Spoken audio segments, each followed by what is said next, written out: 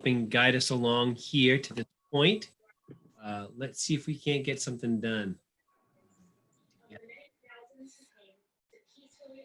think according to our agenda, the first item, hi, Craig.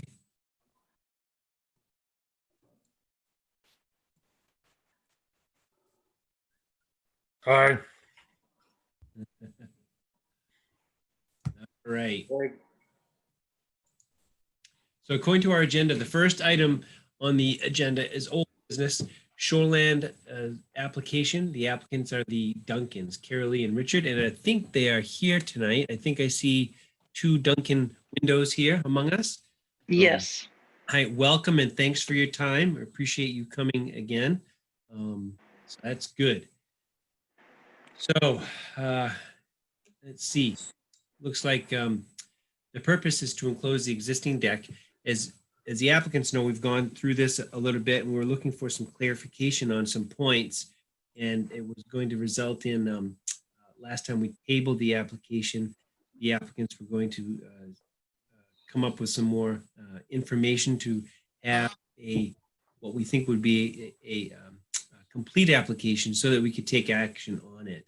And that's the purpose of our meeting tonight with this application. So they would like to enclose an existing deck. They have an additional proposal, 15 by 15. Let's see. I'm just reading this from here. 15 by 15, 2,200 50 cubic feet. It's a non-conforming lot on a non-conforming structure. This is a resubmittal. All right, does everybody have the application in front of them? Yeah, we got, are you looking at the new one, Peter? I'm hoping so. I see one that says Duncan New. Several, actually. There's a newer one toward the back of the packet. Okie dokes, stand by. And the new, Peter, the new one doesn't include the 15 by 15 because that put them over their square footage, if you recall. Okay, thank So you. they took it off. Okay, awesome, awesome. So am I looking at the right one? Because I'm looking at the package that we received from Sheila, and I appreciate what was sent out for the January 7th meeting. And this one says Duncan Shoreline app. Is that the right one? It shouldn't have a 15 by 15 on it. It should have been removed. Yeah, actually, I think there's been a mix up on what site drawings are being submitted with what applications.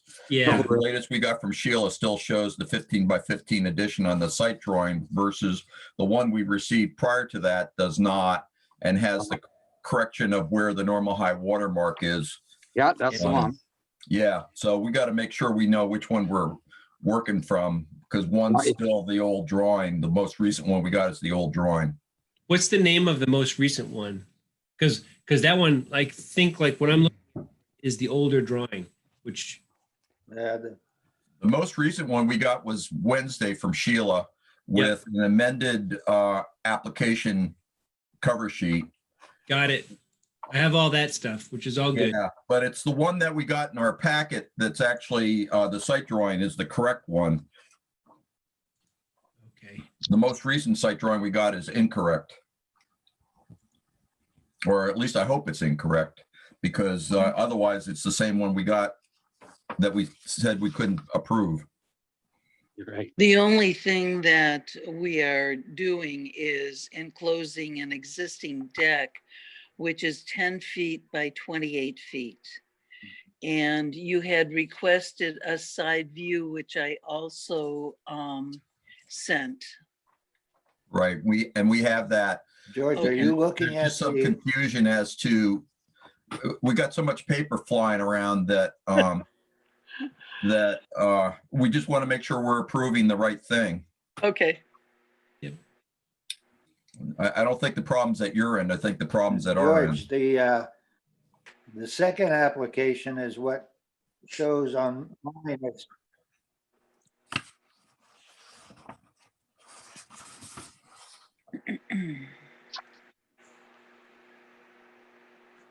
Okay, so Rich, to pick up, I think where you're putting forth, this is the Duncan application that says amendment. Is that correct? That's right. Okay. And thanks, Gary, for helping us out with this. And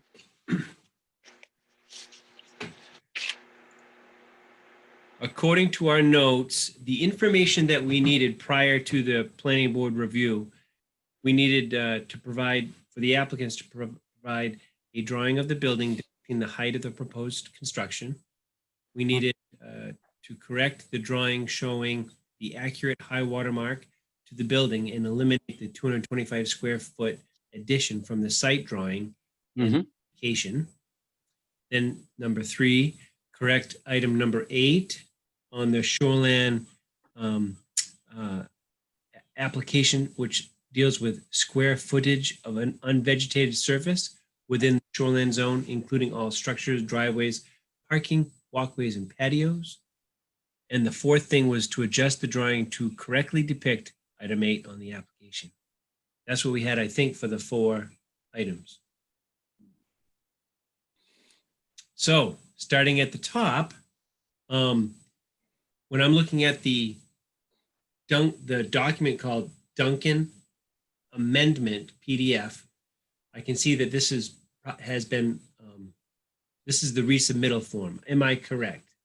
You are. Thank you. All right, super. So as I scroll down, George, did you have a question? Well, I was just going to ask, is that the one, is that what we received on Wednesday, or is that what we received last week as part of the packet? No, last Wednesday. Okay. So let's start with that because it has errors. Okay. All right. So I'm scrolling down that PDF, which is multiple pages. So and tell me if I'm looking at the same one that you are, please. The first Yeah, one, mine reads a number 5, which was changed from what we received in the packet. Proposed construction change of use, enclose existing deck 10 by 28 to 3,640 cubic feet. Addition proposal 15 by 15, 2,250 cubic feet. You're not looking at the most recent then, Yeah, that's not the one. That's what I got on Wednesday. because the new one doesn't have the 15 by 15 on it. All right, so the one I got at least in the packet reads enclose existing deck 10 by 20 with dormer, and that's all it says. 10 by 28. 10 by 28, right? That's the right one then. Okay, so I'll just throw out the one I got on Wednesday. Yep. so Gary, thanks. Help keep us straight here. So if we're looking at all the same document, which says Okay. entitled Duncan Amendment, Yep. up at the top, I can see it says $40 on the right-hand side, it's scribbled on there. So it looks like that was something that was paid to the town. And then Yes. information is filled out. Number 5. So applicant is on number 1. That information is complete. There's nothing for owner that's different than applicant. For number 2. Number 3, specific location, that information has been filled out. At 118 Bickford Place on Salmon Lake. Number 4, is indicated as residential. Number 5, proposed construction is enclosed an existing deck 10 by 28 with dormer. 6, existing sewage disposal system type and capacity. The value there says replacement system variance. Then beneath that, present number of bedrooms, 2. Bedrooms to be added under this application, 1. When did you purchase the property? It says 9/3. Number 7, total lot area, 0.32 acres, and /13,939 square feet. Lot area located within shoreline zone, same values placed in there for square footage. Number 8, square footage of unvegetated surface. This is one of the points we were looking for, correct? It looks like the value that's placed there, if I'm reading this correctly, is 1456. Are we on the same page here? Yes. Yes. Thank you. All right. Then So does that address? That addresses number 3 of the items that we said we needed for sure, correct? Which the third item was to correct item 8 on the application to talk about the square footage. Right. Okay. The other things have to do with drawing, so we'll get to that in a minute. And then number 9, what is the total area of the cleared opening of woody vegetation? That value is described as, looks like 9,805 feet. And then number 10, total number of structures on the lots. The value is 2. As I scroll down just a little bit, it says present structure square footage. It looks like 1456, which is the same value in number 8. And that's it for the application. So I guess I'd like to make sure we address other items that we made requested that the applicant submit so that we could assess whether or not the application is a complete application or not. So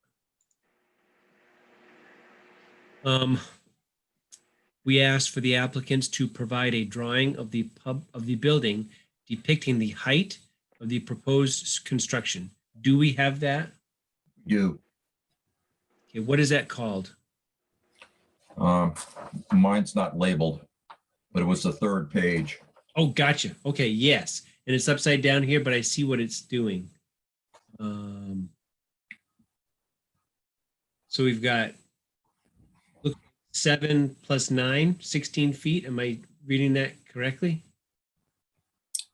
Correct. Thank you. Okay, so that's number 1. Then number 2, to correct the drawing showing the accurate high water mark to the building and eliminate the 225 square foot addition from the drawing, from the site drawing in application. And I think we saw that on page 2. Am I correct?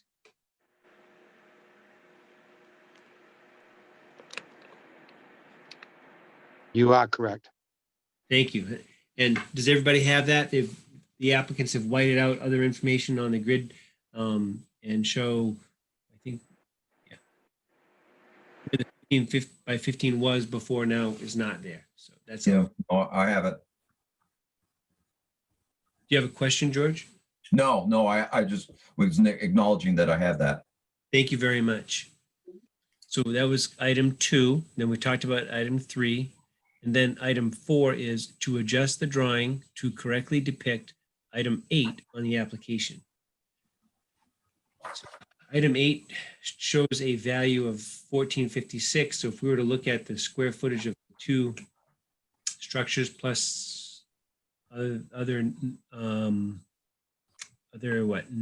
unvegetated surface within the shoreline zone, including all structures, driveways, parking, walkways, and patios. Do we have our calculations that add up to 1456?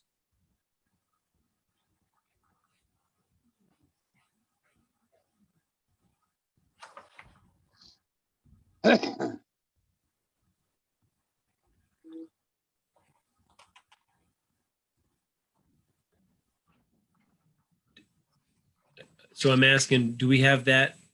So adjust the drawing to correctly depict item 8 on the app. So if we add up all these things, we have 1456.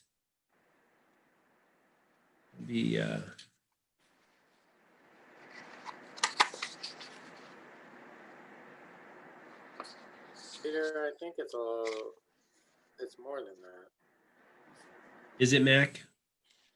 Okay. I'm doing this on the fly here. Because you include the gravel driveway, the garage.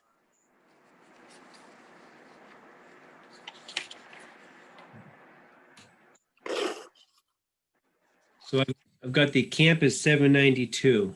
Then look at the deck. There should be 280. Then the garage, that's 24 by 16. Is that correct? That is. Thanks, Gary. So we had, so just for structures, we're looking at, see, 384, right? Plus 280, plus 796, if I'm reciting my numbers correctly.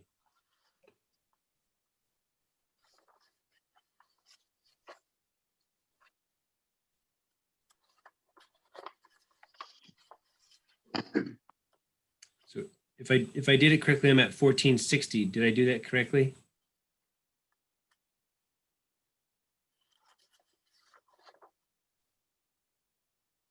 I may have missed something. Just 1 second.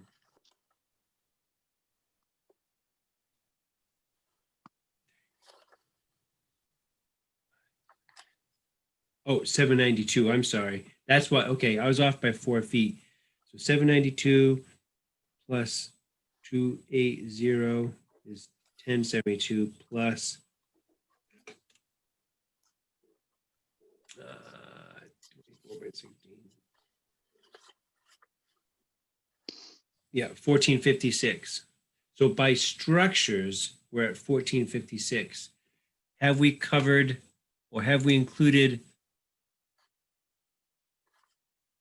unvegetated surfaces within the shoreline zone, such as driveways, parking, walkways, and patios? Or are there any of those? Wouldn't that be the 9,805 on item number 9? Mm-hmm. I think so. No, I don't think so. No, we're looking, I think we're looking for on, see, on number 8, we're talking about the unvegetated surface within the shoreline zone. So within the shoreline zone, including structures, driveways, parking, walkways, and patios. So those things.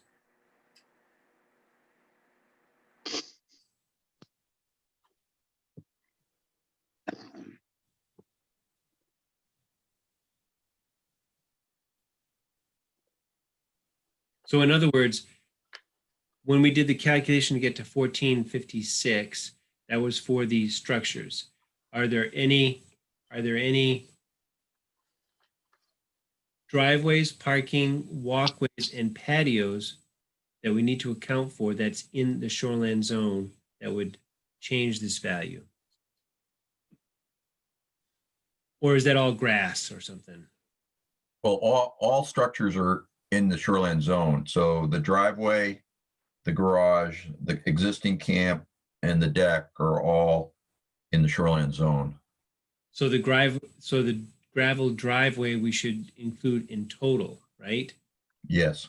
So if we did just a rectangle rather and said, I'm just tossing this out there,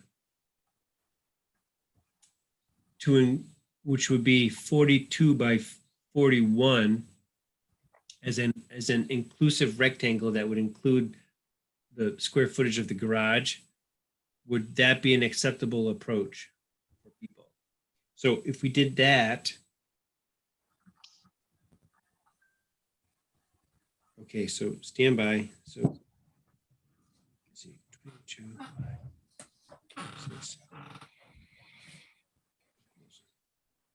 plus 280 equals plus 42 times 41.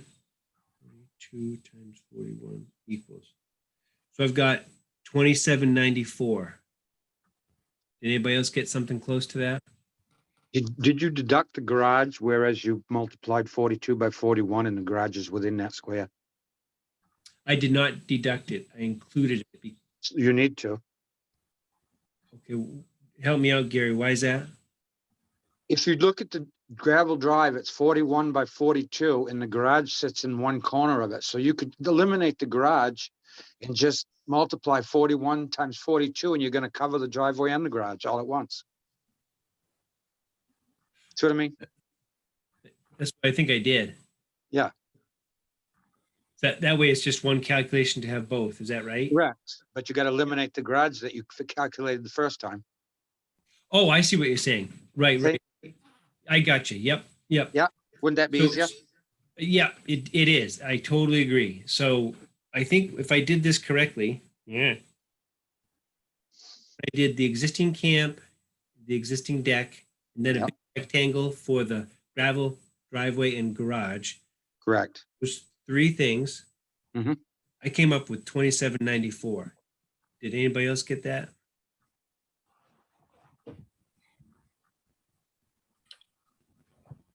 I didn't try. Okay.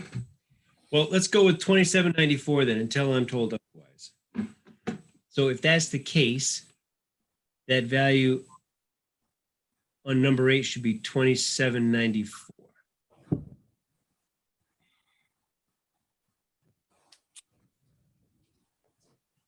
Are we in agreement or am I off base? I agree. Gary, do you see what I did? Yeah, you're right. Okay, thank you. And so the Duncan family, I just want to make sure we're talking the same language here. Do you see what we did to make that calculation? Yes, so it's 2794. Yes, ma'am. That's what I Okay. concluded. For number 8. Okay. Okay. So that's an adjusted value that we'll have to have on there. But I think just for the sake of this conversation, having said that, and if we have an adjusted value for number 8, the drawing shows what the applicant wants to do. What questions do we have on this application for the applicant at this time? Are there any questions or comments?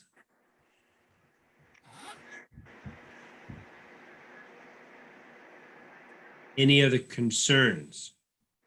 Yes, Mac. Just looking at the picture, there's a picture of the house that we got at some point, and it shows a walkway coming. You know, there's the stairs and then some kind of walkway. I'm not sure if it goes where it goes. It's like a frontal picture.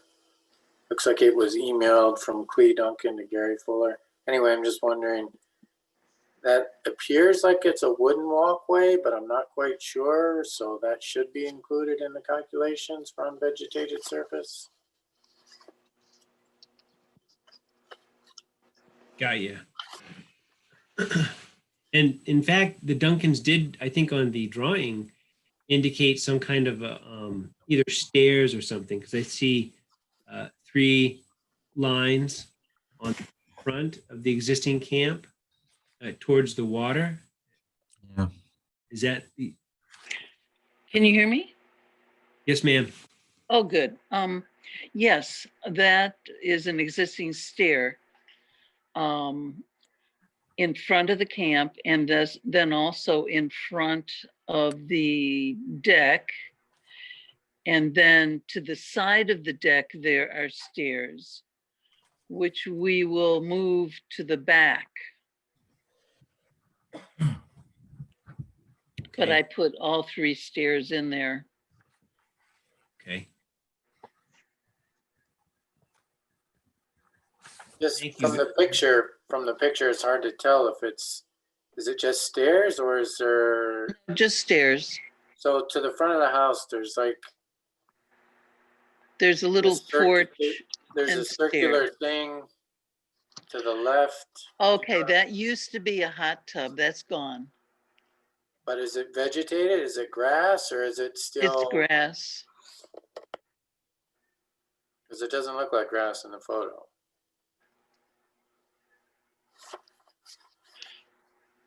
Well, we used to have a hot tub there. So it looks like, are you saying that you've removed the hot tub and have removed whatever? What it was sitting on, we haven't removed what it was sitting on, but that's gonna go too. We just removed it this fall.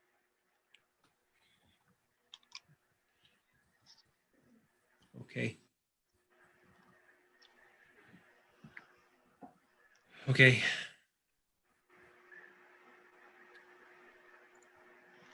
Great. All right. So let's go back to the beginning. We've asked for several things to be included in this application so that we could make an informed decision. And I'm turning to the board to help make a decision whether or not those things were included as we had asked.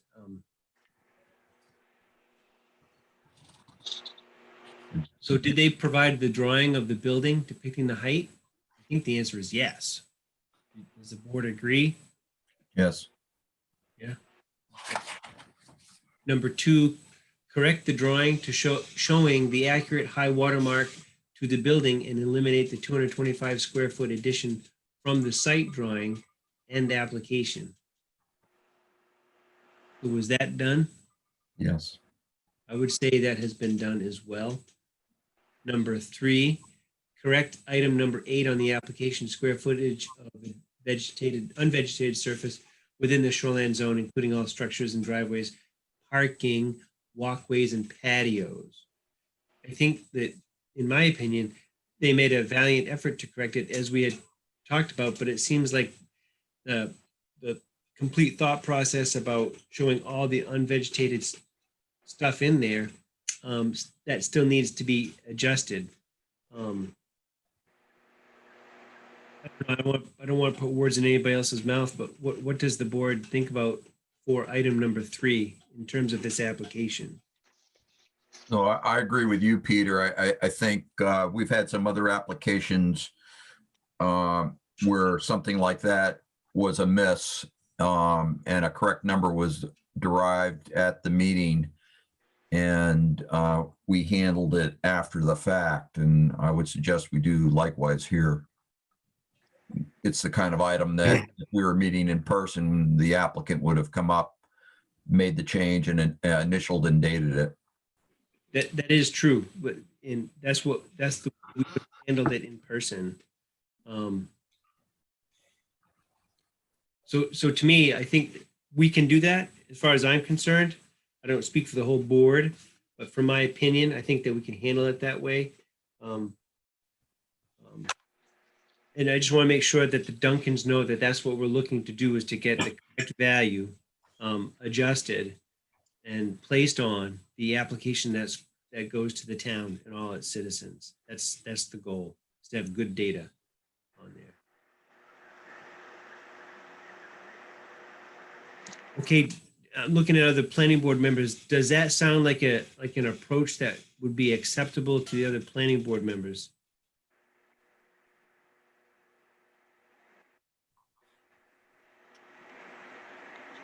Mac, Craig?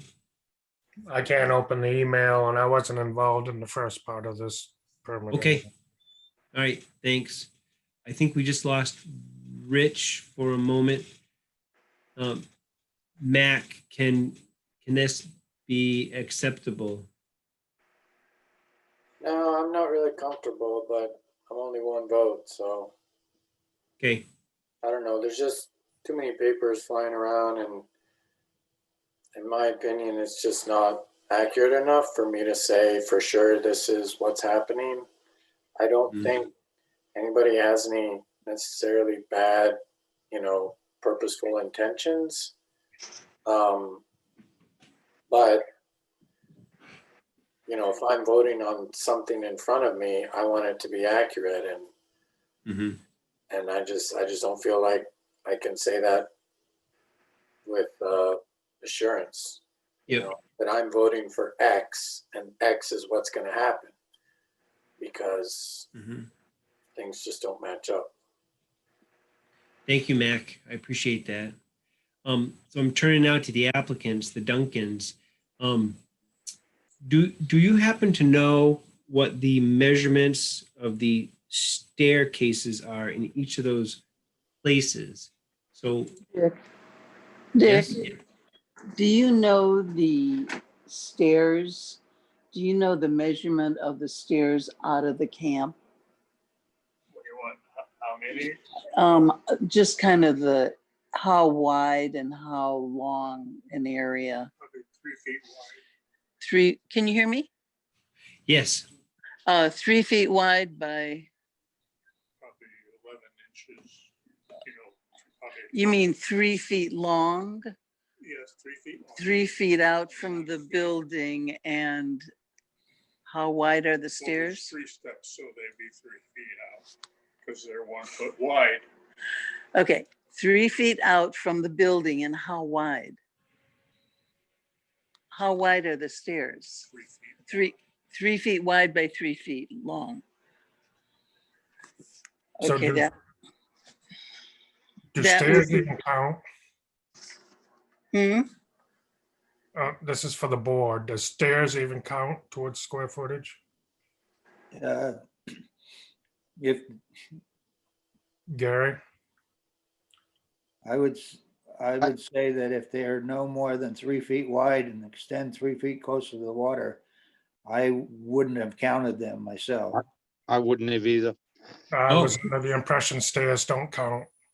If you look at the photograph, you could see that, I assume that's a 36-inch door and the stairs are no wider than the door. It shows you right in one of the photos here. If Right. it doesn't even count. That's what I'm getting at. I don't think I've ever counted that, but okay, Now, if the stairs were like wide like the porch and yeah, that'd be, hung out that'd be, further than needed to get to the ground, I would count them. oh, I have a different opinion. I think they do count towards the footprint. And I also, if the overhang of the roof counts towards the footprint, certainly the stairs count towards the footprint. And that's, you know, quite, I think, quite pretty clear. But I think the question needs to be asked, so what? What we're talking about, maybe, you know, adding 18 square feet to the footprint. And that is no longer an issue with the elimination towards the, whether or not the 20% coverage rule is being met or not, because they're not adding that 15 by 15 addition that put them Right. over. They're not adding any additional footprint to the existing cumulative footprint of all their structures. Because all they're doing is adding, you know, they're building on top of the deck. Yeah. George is right. The calculations we're dealing with really don't mean anything in this application, because that's all they're doing is enclosing the deck. I mean, obviously, if 5 years from now, the Duncans have sold this and a new applicant comes in, we're going to recalculate this all again and realize that, you know, they're right up against the 20% rule. And there really is no harm in the number being not as precise as maybe we would like, because the percent error is marginal at best. yep, Well, I understand that if they're just enclosing an existing deck, I understand that that's permittable, and I didn't have a problem with that coming in. My frustration is the inaccuracy of the actual application. So if somebody just comes and says, hey, can I enclose a deck? Is that allowed? I say, yes, that's totally allowed. That's not a problem. Just turn in your application and it's done. The problem is when the application and the photos don't match up, and there's like, it just seems like it's inaccurate, and the numbers do matter to me, because when things don't match up, I lose faith in what's actually reality. And, you know, if I'm supposed to vote on the truth, the reality on the ground, then I want to know that the application matches the reality on the ground. And according to this photo, the applicant says that the hot tub is removed and it's grass, but that's not what the photo shows. And so there's a huge swath of walkway down the steps and then this, where this hot tub was, that is in fact unvegetated. It's not shown on the site plan. Maybe it'll turn back to grass. Is it grass now? I don't know. The photo doesn't show that it's grass, but the applicant says it is. The numbers don't, what do the numbers show? You know, that's just, and again, I'm not saying anybody has any intentional wrongdoing. I'm just saying if things don't match up, then what's actually on the ground? I don't know. Yep. If all they're doing is enclosing a deck, yeah, I totally vote for that. Great. But the application still has to be accurate. Gary, have you been out to the site? Whoops, sorry. Have you been out to the site? I've been out this three times probably. Excellent. What do you know about the that area where the hot tub used to be? I don't remember that, truthfully. What is it? Is it concrete, Clee? No, it's my husband built a platform for it Out of wood? out of wood. Mhm. So What- And that's gonna be removed. we removed the hot tub this fall and just haven't removed the under, the platform. Okay, That's what I see in the photo. yeah, I think you're right, Gary. That's what we're seeing in the photo, which I think speaks to what Mac is talking about. You know, had it been an application that represented that aspect of an unvegetated surface area, we would expect to have that included in the calculation, I believe. That's what Mac is getting at, right? Yes. And honestly, if you're in the shoreline zone and you are 50 feet away from the water, I think you should be held to as strict, if not more strict standard than any other application we see. Right? If you're a non-conforming structure, and then I'm not saying we should have rules that other people don't have to follow. I'm just saying we should be extra vigilant to make sure that everything is in fact followed. So make that a condition to remove the deck and seed underneath it. And it won't make any difference at all because they can still cover the deck with a structure. So just make it a condition that that little deck be moved and it'll be seeded. Yep. So I I mean, want to get back to the stairs topic, if you don't mind. Do we want to make sure that those values are included in this? Not that it's going to have a negative impact on the decision, as George talked about with the 20% rule in this case. Is that what we would like to have? I think it would be great because then we'd have a more accurate representation in the application. Well, I'd kind of like to see a definition where it shows that stairs are included because they never really have been before. And so I'd like to see that and see where it is. Okay, that's a good point, Craig. Because and maybe it says it somewhere in the shoreline zone application, or maybe what's in the shoreline application does not include stairs. I don't know. Rich, do you have that in front of you? I have it. Oh, thanks, George. So the first question is it a structure? And so structure is defined as anything temporarily or permanently located, built, constructed, or erected for the support, shelter, or enclosure of persons, animals, goods, or property of any kind, or, and here's the operative language, or anything constructed or erected on or in the ground. So that would be, to me, that's outdoor stairs would be something constructed that's on the ground. Right, A walkway would be, right? If you had right. constructed Parking. walkway, Parking driveway. which I know we've included those in the past. specifically.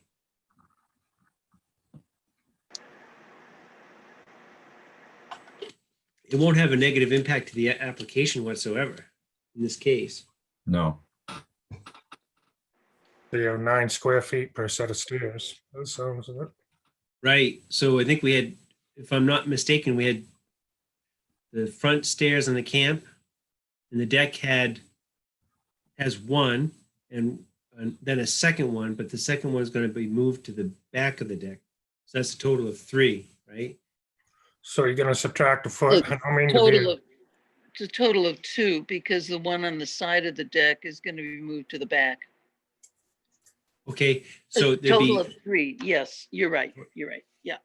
so that would be 27 extra square feet if I do it, if I go in 3 by 3. and if you're gonna be like that, then you're gonna subtract 3 square feet for each one underneath an eave because the eave already covers a foot of it. So, you know, how far are we gonna go with this? Yeah. I hear what you're saying. Yeah. You know, So I turn to the board. What do we want to have in there for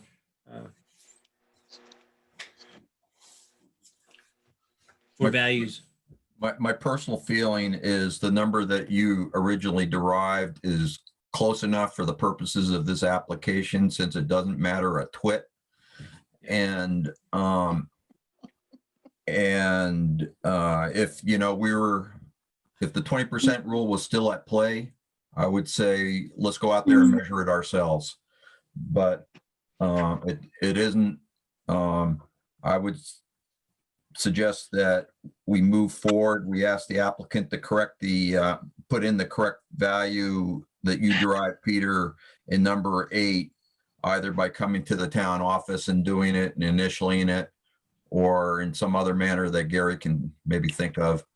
And then I think we have an provable application. I think Craig makes a good suggestion that we address the unvegetated area under where the former hot tub was as a condition, and ask that it be vegetated by a certain date. And also I think we need a condition for dealing with stormwater off of the roof. Yep. Of where the alteration's going to be. Right. Right. Can I ask a question? Sure, Gary. What if the deck that this hot tub was on was not removed? We're not even close to 20%, are we? We got 13,000 square feet, and we got 2,700 of structure. Yeah, And I'm trying to address the issue that Max raised, and a number of people have raised, of that the square footage of unvegetated area isn't 100% spot on. And so if we can, my thought was if we could eliminate at least some of that margin of error by having it vegetated, all the better. Okay, It has nothing to do with the 20% rule. I didn't think so. Right. Right. Go ahead, Craig.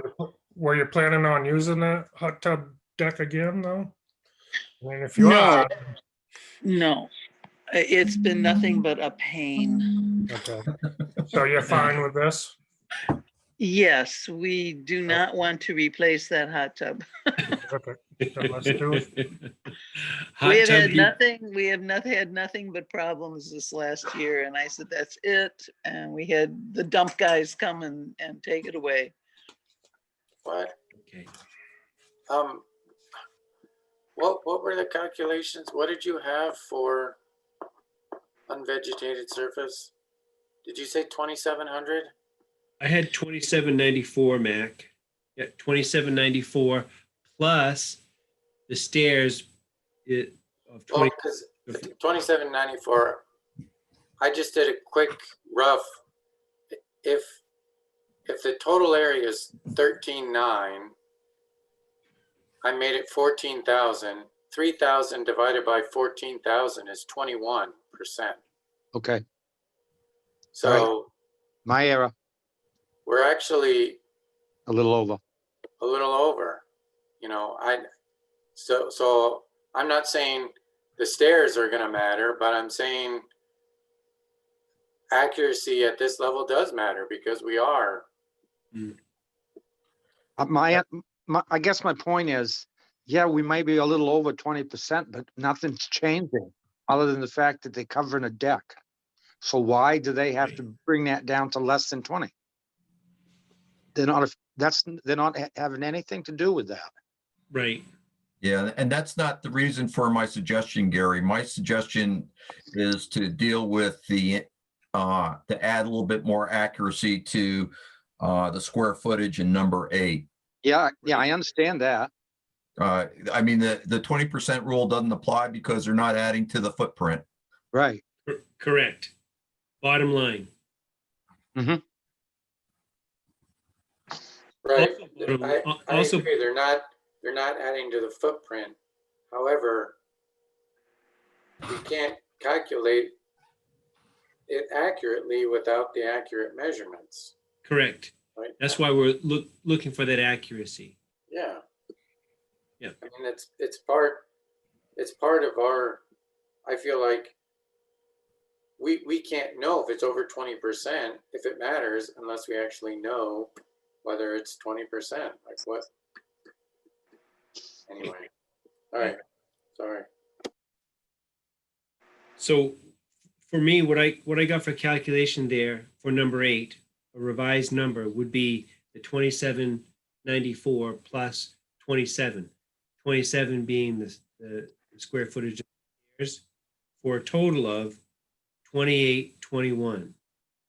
So for the Duncans, that's what, if the board agrees with me, that's what we'd be expecting for a value number to be found on number 8 on the application.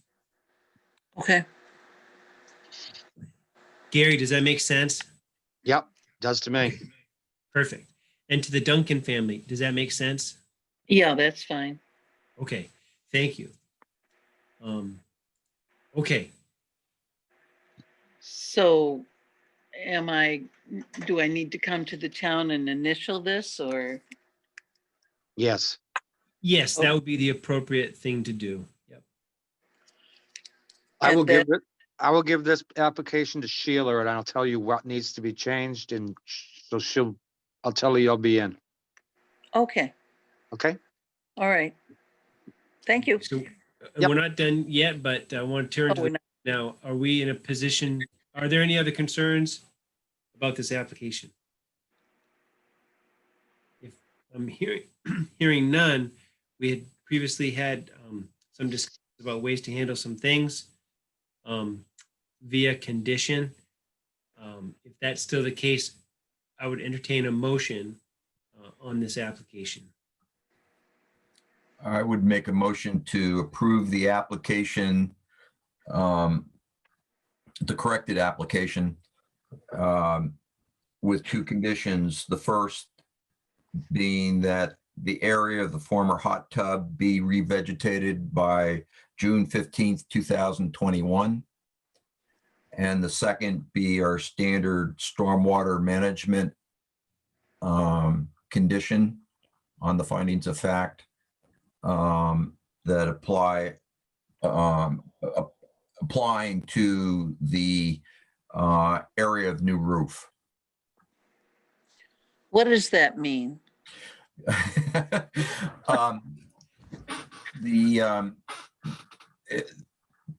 We require that the stormwater runoff that comes off of your roof, just for the portion that you're altering, be managed in such a way that it not reach the lake. And we rely, and the town ordinance relies on Maine Department of Environmental Protection's best management practices for stormwater management to accomplish that. There's a number of options under that. The simplest is to install a gravel along the drip edge of the roof. We already have that. Where you're going to place where you're gonna put the new roof line? Where the end of the deck is, we Okay, have so, gravel there. okay, so you're probably all We have set. it all around the camp, yes. Yeah. I mean, the thing we discourage and is not consistent with these state guidelines is using, gutters and collecting all the water and having it discharged towards the lake. Right. It carries we- phosphorus is the bottom line. Yeah, we have, like I said, we have put gravel around the perimeter of the camp Yeah. to So, prevent so that. what happens when you get your permit is you'll get a handout along with that permit that describes your different options in case, most people don't have anything. So you're a little ahead of the game, Okay. which is good. Mhm. It's good to be ahead. Yeah. Better than being behind. Yeah. Okay. So, when will I go to the office to sign this? I just gave it to Sheila and told her you'd be in at some point, so you might Oh. want to just call and make sure she's not out to lunch or something like that. Okay, all 'Cause right, She's here most of the time. all right. And so this has been approved then? We're all set? Not quite, but Oh. we're trying to okay. work through the process. So we're trying. And thank you for your patience. And so, George, we had a motion on the floor with two conditions. If you don't mind my asking before there's a second, do we need to have a third condition which talks about correcting value number 8 on the application? Or is that, can that be done without a condition? Well, it can be handled either way. I would just note that in the past, we haven't done it by condition. We've just relied on the goodwill of the applicant that they'll come in, make the correction, and Gary won't send the permit out until such time as the application's been corrected. Because when we operated in the old days, pre-COVID, we would have done it right together, right? Right. Had the I'm amenable to a third condition if people think that's more appropriate. It's not required from my opinion, but that's just one. So we have a motion on the floor with two conditions. Do we have a second on the motion?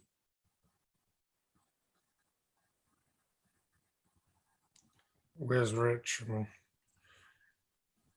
I mean, I don't see Rich. Rich apparently is having some internet problems. He's popped in and out throughout the meeting. Yep. So I need a second. I'll second. Okay, so we got a motion on the floor with two conditions and a second. Any more discussion on this?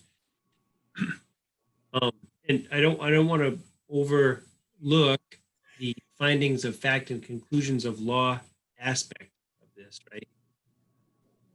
So I'm not totally in the groove yet of the order in which we do those things. Board members, help me out. If we vote on approving the application as it's been submitted so far, are we then going to the findings of fact and doing it that way? We probably should do that before we have a final vote. That's what I'm thinking too. Well, let me raise a question. What if the motion doesn't carry? Then you created findings of fact for a motion that was rejected. Well, then we have findings of fact to support a denial. Oh, you're correct on that, George. You're correct. And that's also appropriate. So, all right, so in that case, we have a motion on the floor and it's been seconded. Through our discussion, I think, let me know if I'm wrong, we're in agreement to go to the findings of fact and conclusion of law aspect. Are we in agreement there? Yeah? Okay. So I have in front of me the Belgrade Planning Board findings of fact and conclusions of law. The applicant is Carolee and Richard Duncan. Address I'm typing, so please someone help me out here. What's the address? Someone, anyone. Talk to me. PO Box 515, Oakland, Maine. Do you need that, or do you need the address of the property, which is 118 Bickford Place? I believe that is correct. 118.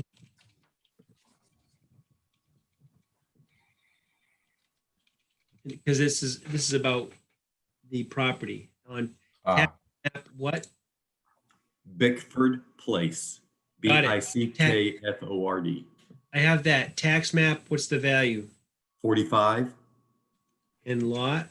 18. Thank you. The applicants on date applied for shoreline permit 4, and this is information that says project details to enclose, was it enclosed deck, enclosed porch?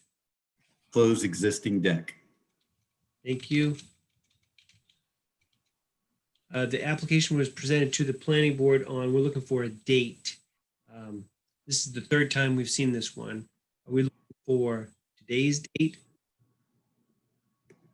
I'm thinking the answer would be yes, because we have other records showing that they have been before us in other times.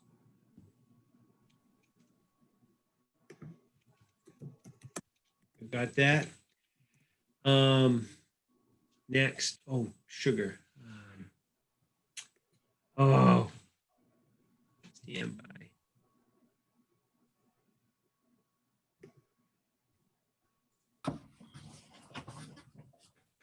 We had a term that we've used for common entry for a number of these things. George, can you help me recall what that was? Yeah, it's I got it on a sticky on my desk. Based on material submitted in the public record, is that what you were looking for?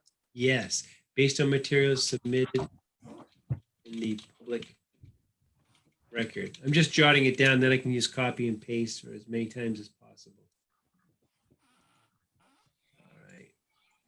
Okay.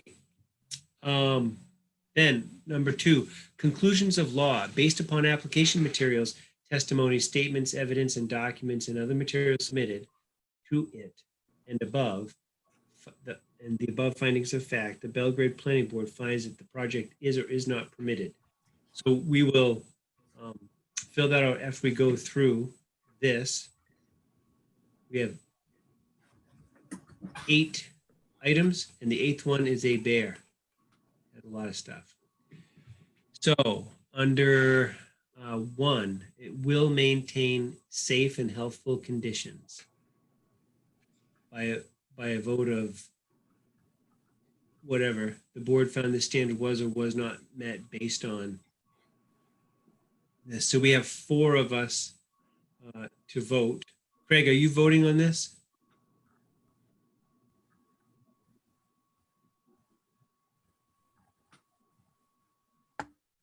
I believe I can. I mean, I've heard enough where I'm satisfied with it. Okay, thank you.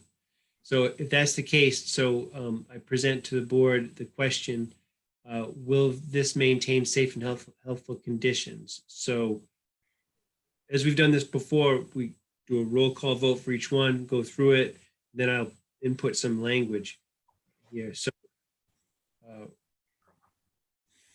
let's see, so will it do that? Will it maintain safe and healthful conditions? And we're saying that the standard was or was not met. So to the board that it was met. George? Yes. Mac? Yes. Craig? Yes. And I say yes. So say, and none opposed. So 4-0. And the language I'm using is what we talked about before, based on this material submitted to the record, in the public record. Hi, Rich. Welcome back. Hope you have internet connection issues resolved.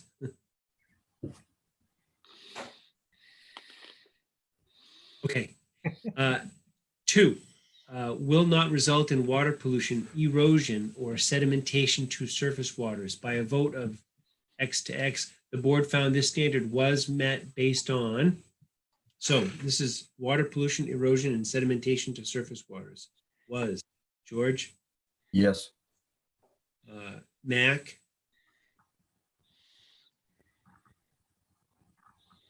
I'm sorry? No, No? Okay. Craig? Yes. And see, we have a quorum.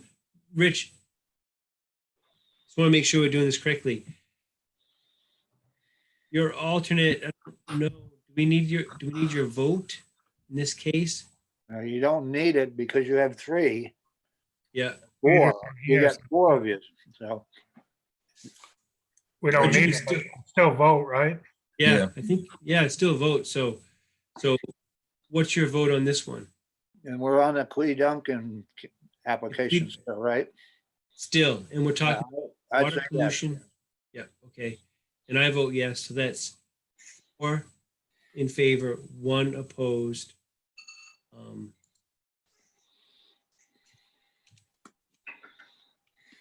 And then we're using the language based on materials submitted in the public record. Number 3, will adequately provide for the disposal of all wastewater.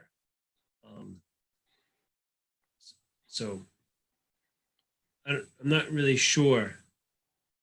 They're not proposing to do any wastewater, but I would say it's not applicable to this application. that's what I was thinking too. well, they are adding a bedroom. Good point, Mac. And we did ask about the wastewaters. Peter, Yes, I have the septic application right in my packet. They put in a brand new septic system for 3 bedrooms in 2014. okay. Thank you, Gary. Yeah, no, I agree. I think the septic is, I'm gonna vote yes for it. I just think it Yep. is applicable. Yep, I think so too. It's a good point.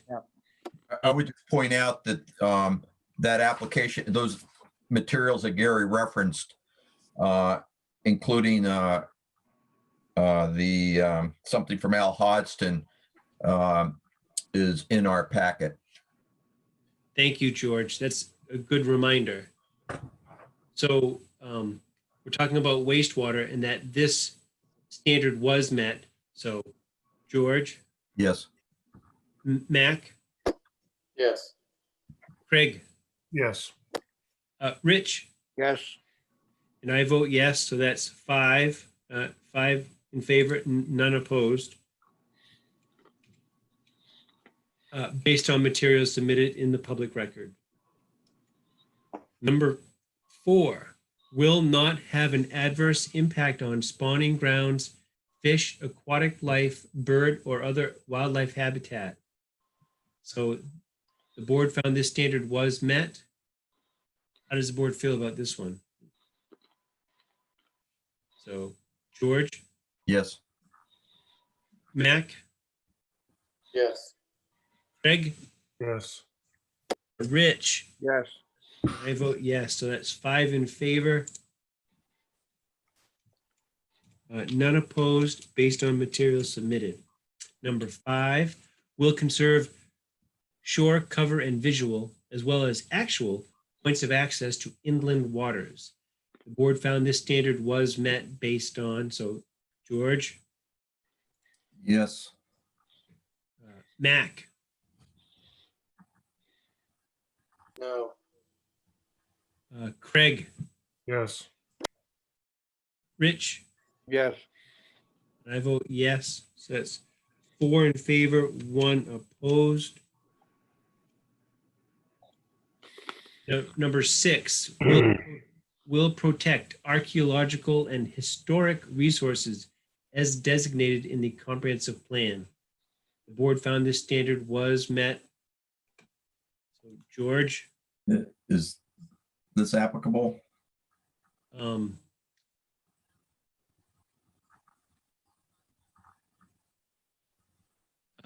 I guess, well, thinking back on the application, I don't think that is applicable. Was there any part of the application that we asked or found concern that what they were proposing to do would have an impact to archaeological or historic resources as designated? There isn't any there, is there? Not that I know of. Well, and I asked mostly because there's no additional footprint being added. Mm-hmm. Right. And if there's no additional footprint being added, whether actually, if there were historic or archaeological places, if there's no on the site, if there were no additional footprint being added, that's probably a better place to test that. So I think the answer is it's not applicable. I would agree with that. I could be persuaded otherwise, but and then vote yes, but I'm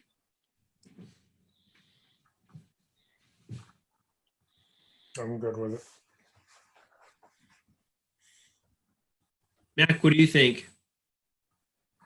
I agree with George. Okay, so if we say, help me out. So if I say not applicable, might we say something to the effect of applicant is not proposing any additional square footage in footprint. in footprint?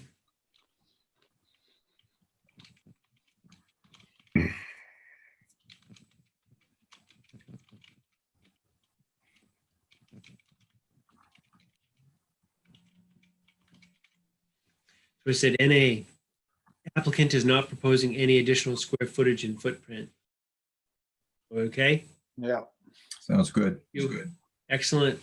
Number 7, will avoid problems associated with floodplain development and use. So this standard was met. George, Yes. Mac, Yes. Craig, Yes. Rich, Yes. I vote yes. So that's 5 in favor, none opposed.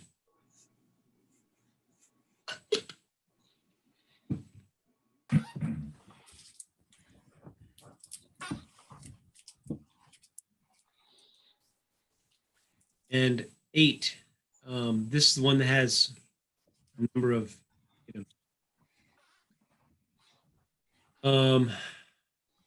let's see. Okay, 8A, minimum lot standards. George, Yes. Mac, Yes. Craig, Yes. Rich, Yes. I vote yes. So 5 in favor, none opposed. Again, based on materials submitted. Principal and accessory structures. George, Yes. Mac, Yes. Craig, Yes. Rich, Yes. I vote yes. So 5 in favor, none opposed. Same language. Campgrounds. NA. Individual private campsites. NA. Commercial and industrial uses. NA.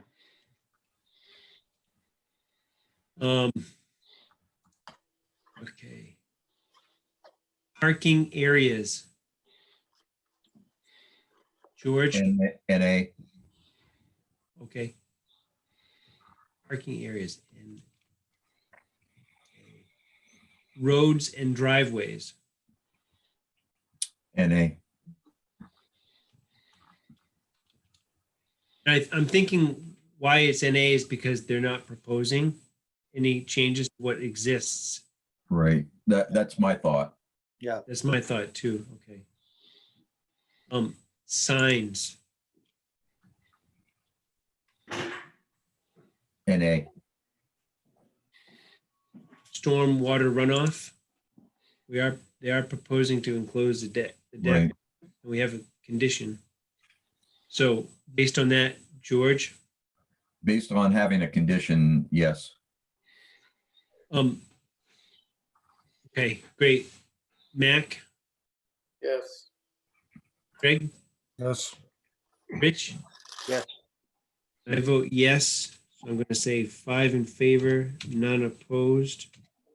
And if I use the same language based on materials submitted in public record, I think it might be appropriate to say,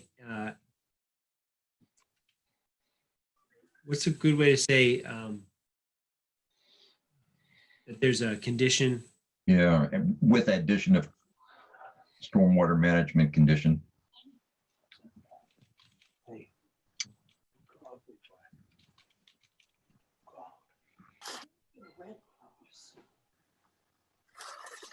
I've added that to that line item.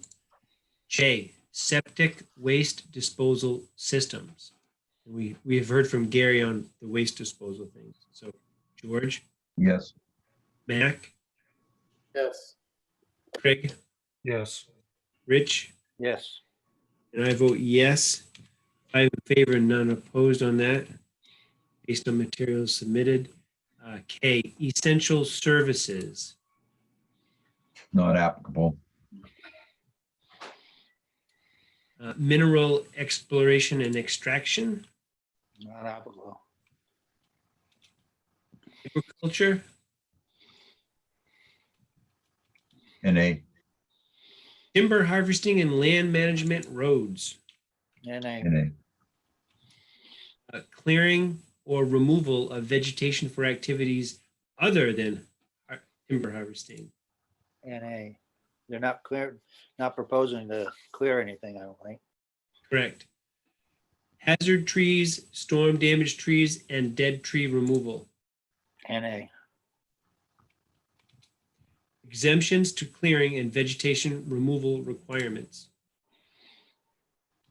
NA. Revegetation requirements. NA. Is it? Are we asking them to re-vegetate anything? One of the conditions that I suggested, Rich, and it might have been while you were offline, was that they revegetate the area where the hot tub was. Yeah. Yeah. Okay.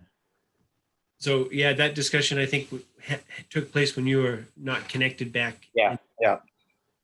So based on that, I would ask the board, George, is that Steve? Yes, with the condition. Yeah, and so I'll use that same language I used on the other one. Additional condition. Mac,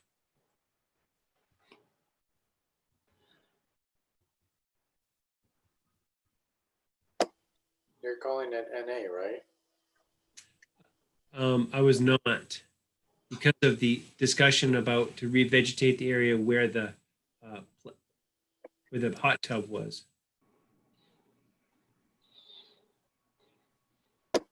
Sorry, I vote yes. I heard that and then I tuned out for a second.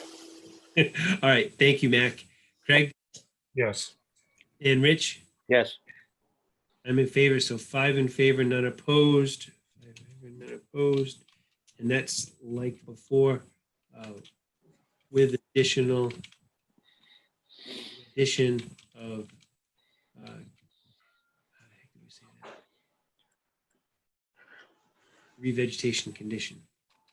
So I'm saying, based on materials submitted in the public record with addition of revegetation condition. I'm probably not spelling revegetation correctly. Revegetation. All right, good enough. That's good. Letter S, erosion and sedimentation control. George, Yes. Mac, Yes. Craig, Yes. Rich, Yes. and I vote yes. So that's 5 in favor, none opposed. Shoreline stabilization. George, Is that applicable? I don't think so. And I'm thinking the answer would be that it's not applicable in this case. The board members agree? Yep. I do.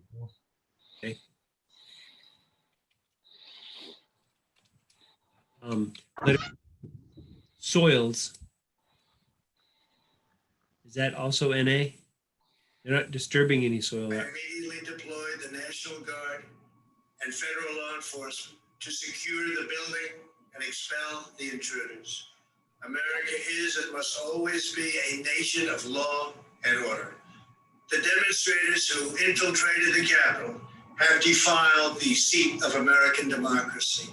To those who engaged in the acts of violence and destruction, you do not represent our country. And to those who broke the law, you will pay.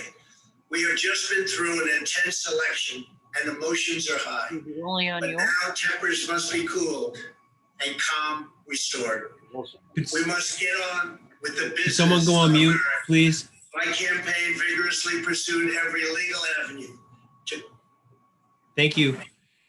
It's important to hear, and I think we got the gist of it. Letter U, soils. I think we're at maybe that it would be NA. contest the election results, and emotions are hot. Okay. So are we at NA on soils? Yeah. Okay. And the emotions are not high about soils. Somehow soils is not really garnering the real, Sorry, guys, I was watching the news. I can hear the same news in the background here, Anthony. V, water quality. George, Yes.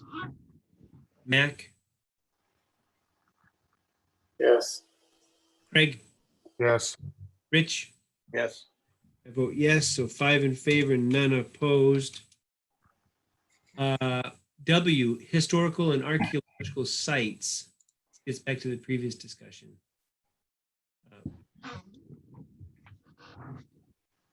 Maybe this one by itself is called NA.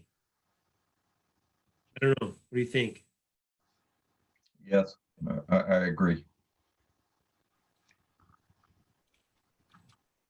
And then lastly, resource protection. George? I believe that's NA is also. I agree. Yeah, thank you. Yes. Okay. Okay, then says, then we go on to conditions of approval needed to be met, required Belgrade Shoreline Zone Ordinance findings in section 16D. So what we have by default is language to talk about manage stormwater runoff. So that's in here right now. So stays. And just for particular, following that condition, then there's a line that says rationale. What's an appropriate thing, if anything, to place in that says rationale? To protect water quality. Okay, thank you.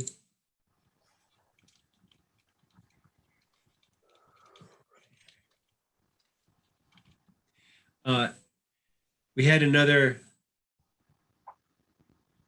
condition, did we not? Yes, the one regarding revegetation. Do you want me to read it again? If you don't mind, I'll try and type as you go along. Okay. Revegetate area of former hot tub by June 15th, 2021. Re-veg, Jiminy crickets, okay. That is, the rationale for that would be to, what would be a good thing to state that? Reduce impervious surface or Maintain natural cover or something. Yeah. maintain natural. natural vegetation or something.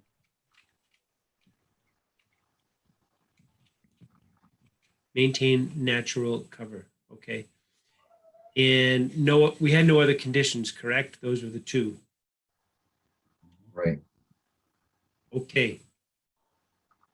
And so then number 3 says decision. So based on the above findings of fact and conclusions of law on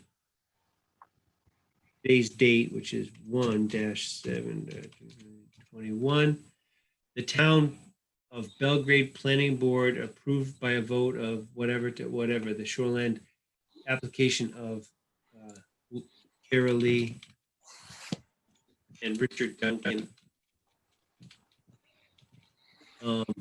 with the above conditions at a meeting on 1-7-2021. And last thing is the date. 1-7. So I think it's now time to vote. So we had a motion on the floor to approve the application. We've gone through the findings of fact. We're now at a spot to vote to approve or not. The motion was to approve. So roll call vote. George, Yes. Mac, No, Craig, Yes. Rich. Yes. I'm in favor. So that's 4 in favor, 1 opposed. And that is approved. So Duncan's, it has passed. And as Gary stated, it will be mailed to you. And we're asking that you work with Gary to adjust and edit the value number 8 on the application.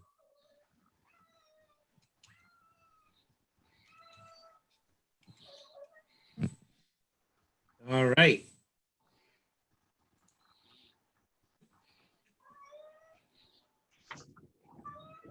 Okay. Great. Let's so Duncan's, are you still with us? Thank you for your time. Yes. How long is the permit good for? Can you hear me? I can. Yeah. If I remember correctly, it would be 1 year. 1 year? 1 Okay. year to get a substantial start. Okay. Good point. Okey-doke. Thank you very much. Thank you for your time. Really appreciate it. Have a good night. Have a good evening. Bye, all. Yeah. All right. So Duncan, close that one.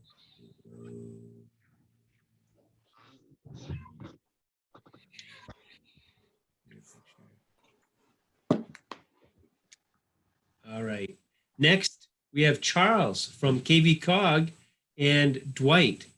Let's see. Maybe it's appropriate to Anthony. Are you? Yeah. Oh.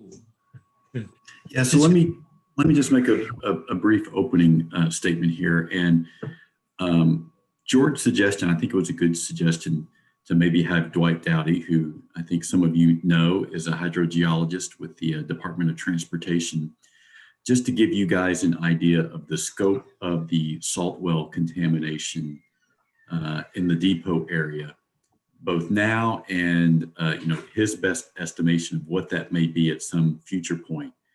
And I think the concern is that as you guys are working on the subdivision ordinance, we may want to make sure that that ordinance ensures that any future development has access to potable water, because we don't know if the aquifer will be contaminated in the future. And we are planning on building a public water system to serve the property owners that are currently affected. And that water system will be very small and will have its limitations as to how many properties it will be able to serve. So what I'd like to do is maybe just have Dwight speak with you about that, answer any questions that you may have, and then segue to our discussion with Charles. We don't want to keep Dwight all night long. Right. Well, thank you, Anthony. Dwight, thanks for joining us tonight. Yeah. It's a pleasure to have you here to talk to us. So thanks. Well, good. I think we all know we call it the Belgrade Triangle area. It's essentially Cemetery Road, Route 11, and 27. What we've found is historic salt storage for both the town and the state occurred up in that area where our existing maintenance camp and in the Stevens Pit as well. What's encouraging is that, salt storage, I think the town last stored up salt in an open environment was 2011 was the last year, I believe, if I'm not mistaken. So, things have been undercover for the last 8 or 9 years. Hopefully we're going to continue to see some improvement. But one of the problematic things we've found with salt is that it's very persistent. It does take a long time for it to move through the system.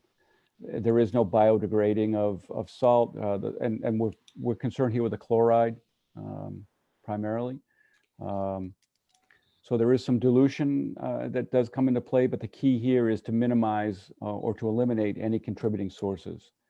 And I know we've talked to Anthony about this, trying to, one of the things that we find as an Achilles heel on a statewide basis is housekeeping. Just general housekeeping around the facility. It doesn't take much salt. What I tell people is 1 teaspoon of salt will contaminate 5 gallons of water above the threshold. So it doesn't take a lot of salt. The aerial extent that we see, obviously up towards the top of the hill on Route 11, down to the post office, all of those homes are impacted. We see the farmhouse that is on the corner is impacted as well. And then we have one property that has high levels on Depot Road. What we think is happening is, we have a sand and gravel aquifer through that area. We have, and salt has a tendency to sink. It's a very dense contaminant. So we've seen it very aggressively overcome any potentiometric or pressure gradients associated with groundwater. So as we get further away from the source, we're seeing it go deeper. And there's also some dilution as well there. So we don't feel that it's going to extend any further down Depot Road. I think what we see is the triangle itself. The concern does exist with some future development in that area. I know some of the property owners along Route 11 have asked or questioned about expanding or developing some of their properties. Pinewood Drive is a concern. Those are bedrock wells down there. We see levels of chloride in the low hundreds. Typically chlorides, they're really not a naturally occurring chemical. So, you typically see very low levels below 10 milligrams per liter parts per million. So when you start seeing 100 plus, it's certainly something to put on the radar screen. And so, we think though that if we can remain static, improve our housekeeping and keep this stuff under storage, that we'll at least maintain the status quo.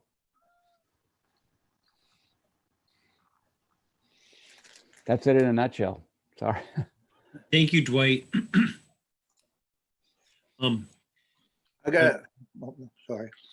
Go ahead, Rich. I had a question for Dwight. Sure. Maybe you explained it as part of your conversation about track. It doesn't always follow the same path or whatever. On the Depot Road, there's one that's 310 milligrams, and then right near it, it's 110, and the one just beyond it's 8 milligrams. And it's kind of like, how do you get a 300 milligram one in between these two? And it's basically with the way it travels. Well, I think it's more related to the well type. As it gets deeper, we're finding that it's getting into the bedrock environment. And what we speculate is what we see there is shallow wells versus deep wells. Mm-hmm. In that area, the further away from the source, if you can go shallow, you're better off. As I said earlier, salt does tend to sink. Thank you. Rich? Yeah, George. Dwight, on your site plan or your drawing showing the different results, I was just curious, what's the date of that? I think we haven't updated it since 2019. So we did do a round of sampling in 2020, and what it did find was it confirmed all the existing. I think we have 11 wells that are above the 250 threshold. That excludes the town office. One of those wells was the Christie store, and the most recent analysis came back, it was below 250. So we may not have to pursue that area there. So that we haven't updated the figure since 2019, George. And the wells where there's just a blank, does that mean those homeowners didn't give you permission to sample, or does it mean something different? Yeah, we have, we did fill in one or two, I think. Let me see, I think I have it popped up here as well. We did collect one from the kayak place, which is right near that was a blank one. And that was below as well, so below the threshold. And I think that the only other blank one was further down 135, and we determined that we weren't going to go down that path because of the results we found at the former town office building. Thank you. And it may be important to note that obviously not every well has been tested. Only those who filed some sort of claim with the DOT were the wells tested. And so there may be areas where there aren't currently wells, but the aquifer may be contaminated. We did expand our sampling to try to define the aerial extent. So we did go down 27 way down. We did go down Depot Road further. And so what you see is actually results that we had some exceedances. So we know that it doesn't go any further down Route 27 or down Depot Road. They just are not placed on that figure, George. So Dwight, I guess the $64,000 question is, do you have any anticipation or expectation as to whether or not we will eventually see some contamination down Route 27 and down the Depot Road? I'm optimistic that we won't. As I said earlier, I know we've talked about housekeeping, and it sounds like the town is committed to improving that. I know DOT is internally chatting about closing that facility if we go to the public water supply. Again, trying to protect that source up there on the hill. Yeah. Good, George. Dwight, in the context of not this as a remediation project, but in the context of us attempting to develop a subdivision ordinance that does two things. One, ensures that if there's a subdivision somewhere in this approximate area, if they go with private wells, those private wells will be potable. Otherwise, we can't really approve it. And secondly, if a subdivision is proposed and they're hoping to connect to the municipal water system, the future municipal water system, that system has adequate supply and pressure, or there's a judgment or a decision made about whether that is indeed the case. So with regard to the first, I was just curious. I watched the presentation you gave, the last presentation, or at least the last one I'm aware of, to the select board. And you expressed, as you did tonight, the concern for Pinewood Drive and possible that, I mean, that's an existing subdivision. It is what it is, and it's really not pertinent to our efforts as a planning board. But there is land to the south of that and land to the north of it that's undeveloped. The land to the north of it, it might even be an approved subdivision at this point. I'm not really clear. I don't really know, let's put it that way. So those would be areas of concern to us where somebody could in the future propose a subdivision, and we would be using whatever we come up with for an updated ordinance to make a decision on whether or not they're providing potable water. and whether or not we can consequently approve that subdivision. Could you speak a little bit more to what risk you think those parts of, off the triangle proper, but, to the south and southeast, well, to the southeast primarily? Well, I'll preface my comments by saying I'm a hydrogeologist and try to stay out of the legal arena.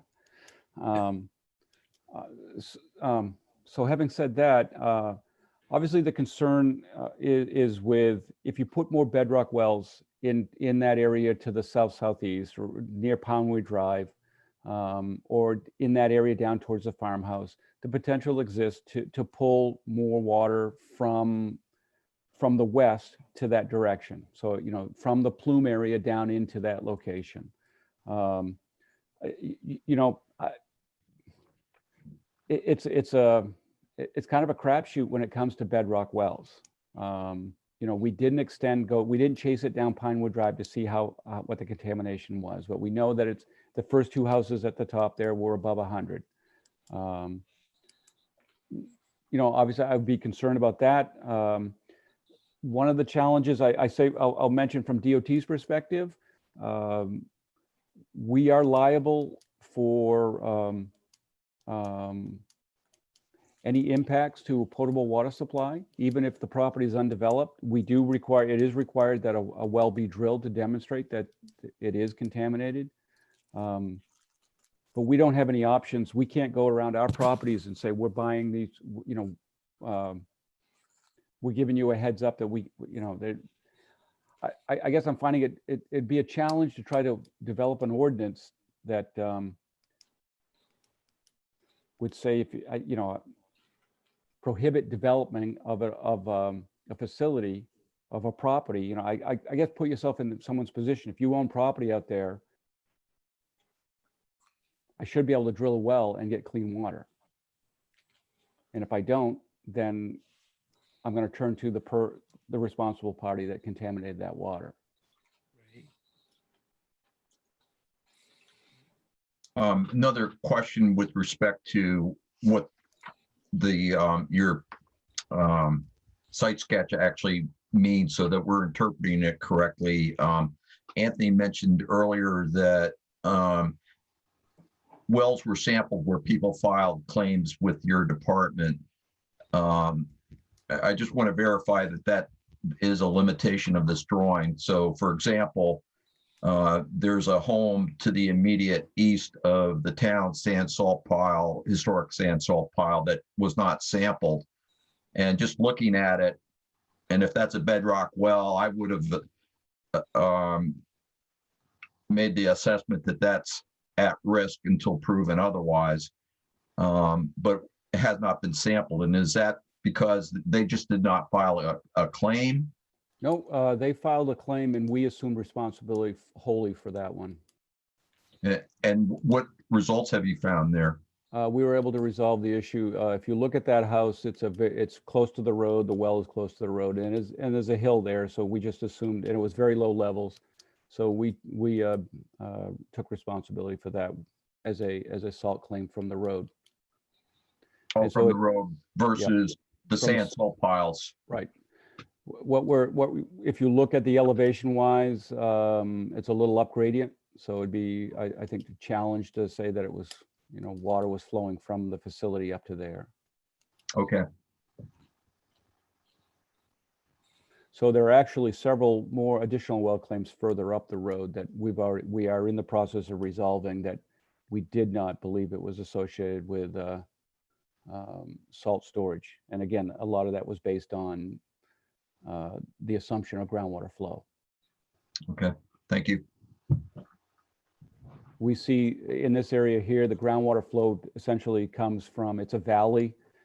Essentially the triangle forms that valley. And so it's coming from the cemetery down through the town office, down into the depot road. If I understood the discussion correctly at the select board meeting, you had made some mention about the sand salt piles, both the town and the DOT ones, being something of you might even use the term perfect storm, in that it's on a groundwater divide. Is there any concern about properties towards Great Pond? Yep. Back in 2011 and 2012, we worked with the community to resolve, I believe, eight impacts down in Pinkham's Cove. So that's where this agreement originally was formed, back with I think town manager was Gill at the time. Yeah, That's correct. Yep. And so, you know, we did, there were several, as I said, 6 to 8 well claims in Pinkham's Cove that we resolved. Again, So just yeah, to be if clear, you look at the topography, again, we're just basing that, George, on topography, but there is you'll see that there's a groundwater divide up there, surface water divide as well. yeah, right. And the reason I ask again is because of how it pertains. If we're going to use or attempt to use your work and findings to define an area in town where groundwater and drinking water are contaminated with chlorides and salt, sodium, I assume too, but chlorides in particular, it would be helpful if we could get that older information as to where those wells were located so that we can have the entire aerial extent of the soil contamination, because the only way we can get a handle on this in terms of limiting the town's liability and DOT's as a consequence, also in terms of future subdivisions. And by the way, that whole area in our comprehensive plan is designated for growth. Okay, so we're encouraging people to develop there as town policy. And, you know, if we're going to grapple with this properly, we need to, I think we need that other information as well. Otherwise, we're only dealing with part of the problem. Yeah, George, that information is public record. You know, file a FOIA or whatever. We can certainly work with you on that. I will say, when we worked on Pinkham's Cove, and if you just want to know where it is, just look at all the places that are on Pinkham Cove. I mean, that's what we dealt with. There's like 8 houses there, and I think we dealt with all of them. What we speculated was that it was more related to the town's storage of salt, because it was in Stevens Pit, closer to Pinkham's Cove in general, and it was pure salt being stored outside. But you know, the beauty of salt, or the converse of salt, I guess, is that there's no signature that you can come out and say, well, this is DOT salt versus town salt. Yeah, I would I'll agree. let somebody else ask a question because I have a couple more. Mac, do you have a question? No? Okay. Yeah, I just wanted to say I would agree that getting a full view of what has been influenced would be very helpful from a policy perspective going forward, so that we can work together with the town manager, and for planning purposes, if we're going to have some sort of a subdivision ordinance that's going to help put boundaries on some things. That would be really helpful to get those things. Well, I will share, we're not in the business of doing large hydrogeologic evaluations to resolve these issues. When a homeowner calls and says they have salt impacts and we collect a water sample, to confirm that, we understand the challenges and the troubles that homeowner is dealing with that impacted well. So we move forward and try to resolve it as quickly as possible. We have several tools in our toolbox that we can use. We don't spend a lot of time going out and saying, well, let's do a hydrogeologic evaluation to locate this well. We'll take some pragmatic approach to resolve the issue and move forward. And that's what we did in Pinkham's Cove. To be honest with you, we thought everything was copacetic at that time. And then, 8 years later or 7 years later, we're dealing with the issue on the other side of the watershed. Yeah. Very good information. Yeah, George, you have some more another question? Dwight, as I mentioned earlier, we have sort of a two-part question before us in terms of how we move forward with revising our subdivision. I mean, as you might guess, since there's no existing public community public drinking water system in town, subdivisions rely on private wells just like individual homes do. And we even now under our current ordinance, as antiquated as it is, we need to make a finding that the drinking water will be potable. A positive finding.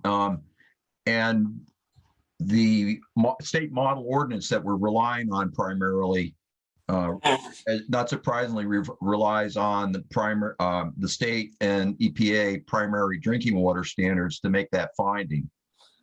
And then has language about if it exceeds a secondary standard, which I'm not even sure there are any anymore, but you could, a deed notice has to be placed on it. I know there's no primary drinking water standard either at the state or federal level for chlorides. So I was just curious, you use apparently an action level of 250 milligrams per liter. Is that based on like some health data or something like that? Or is that just based on nuisance value or corrosion of pumps? I'm just where I'm going with this is, to help you out is if that's a figure that we should be considering incorporating into our ordinance.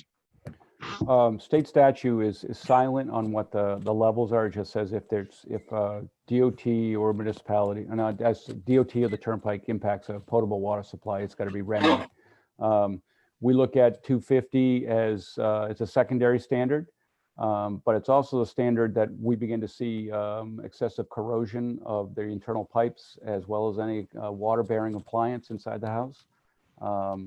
And so, there's the physical as well as the health hazards associated with it. The health hazards, not so much, obviously chlorides, it's more of an aesthetic taste type of thing.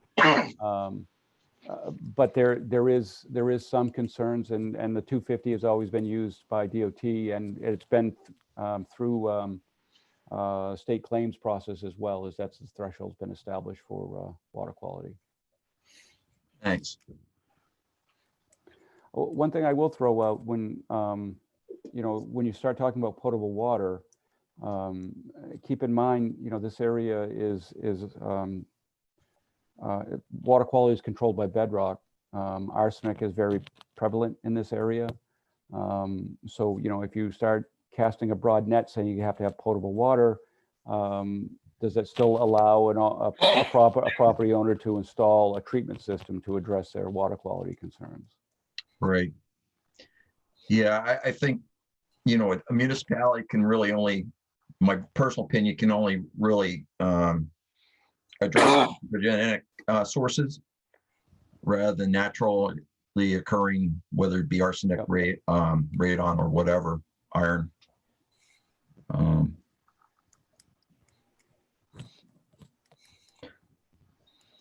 Thank you.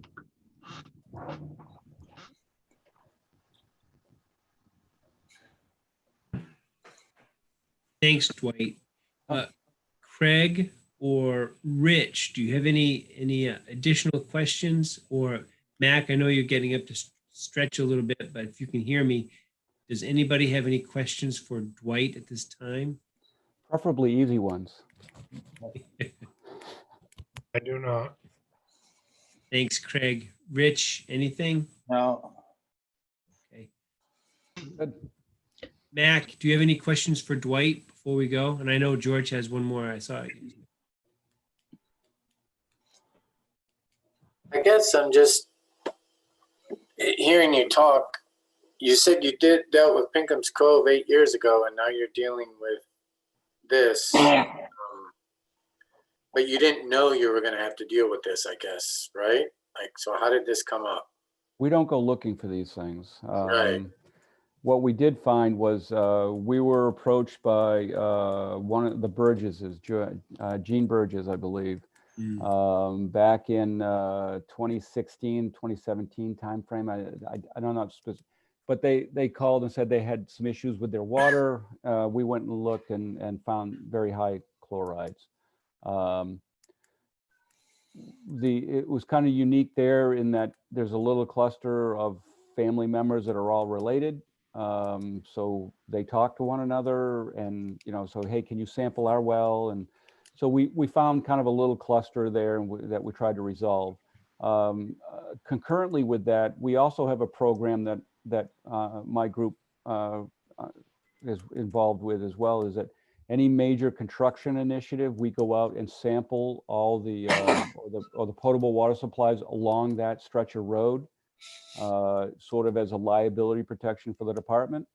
And so we captured a variety of those claims or those elevated levels of chloride up along the hill. And we also identified, because the project continued further up into the Oakland area, we identified several other locations up in that area that had exceedances that we resolved.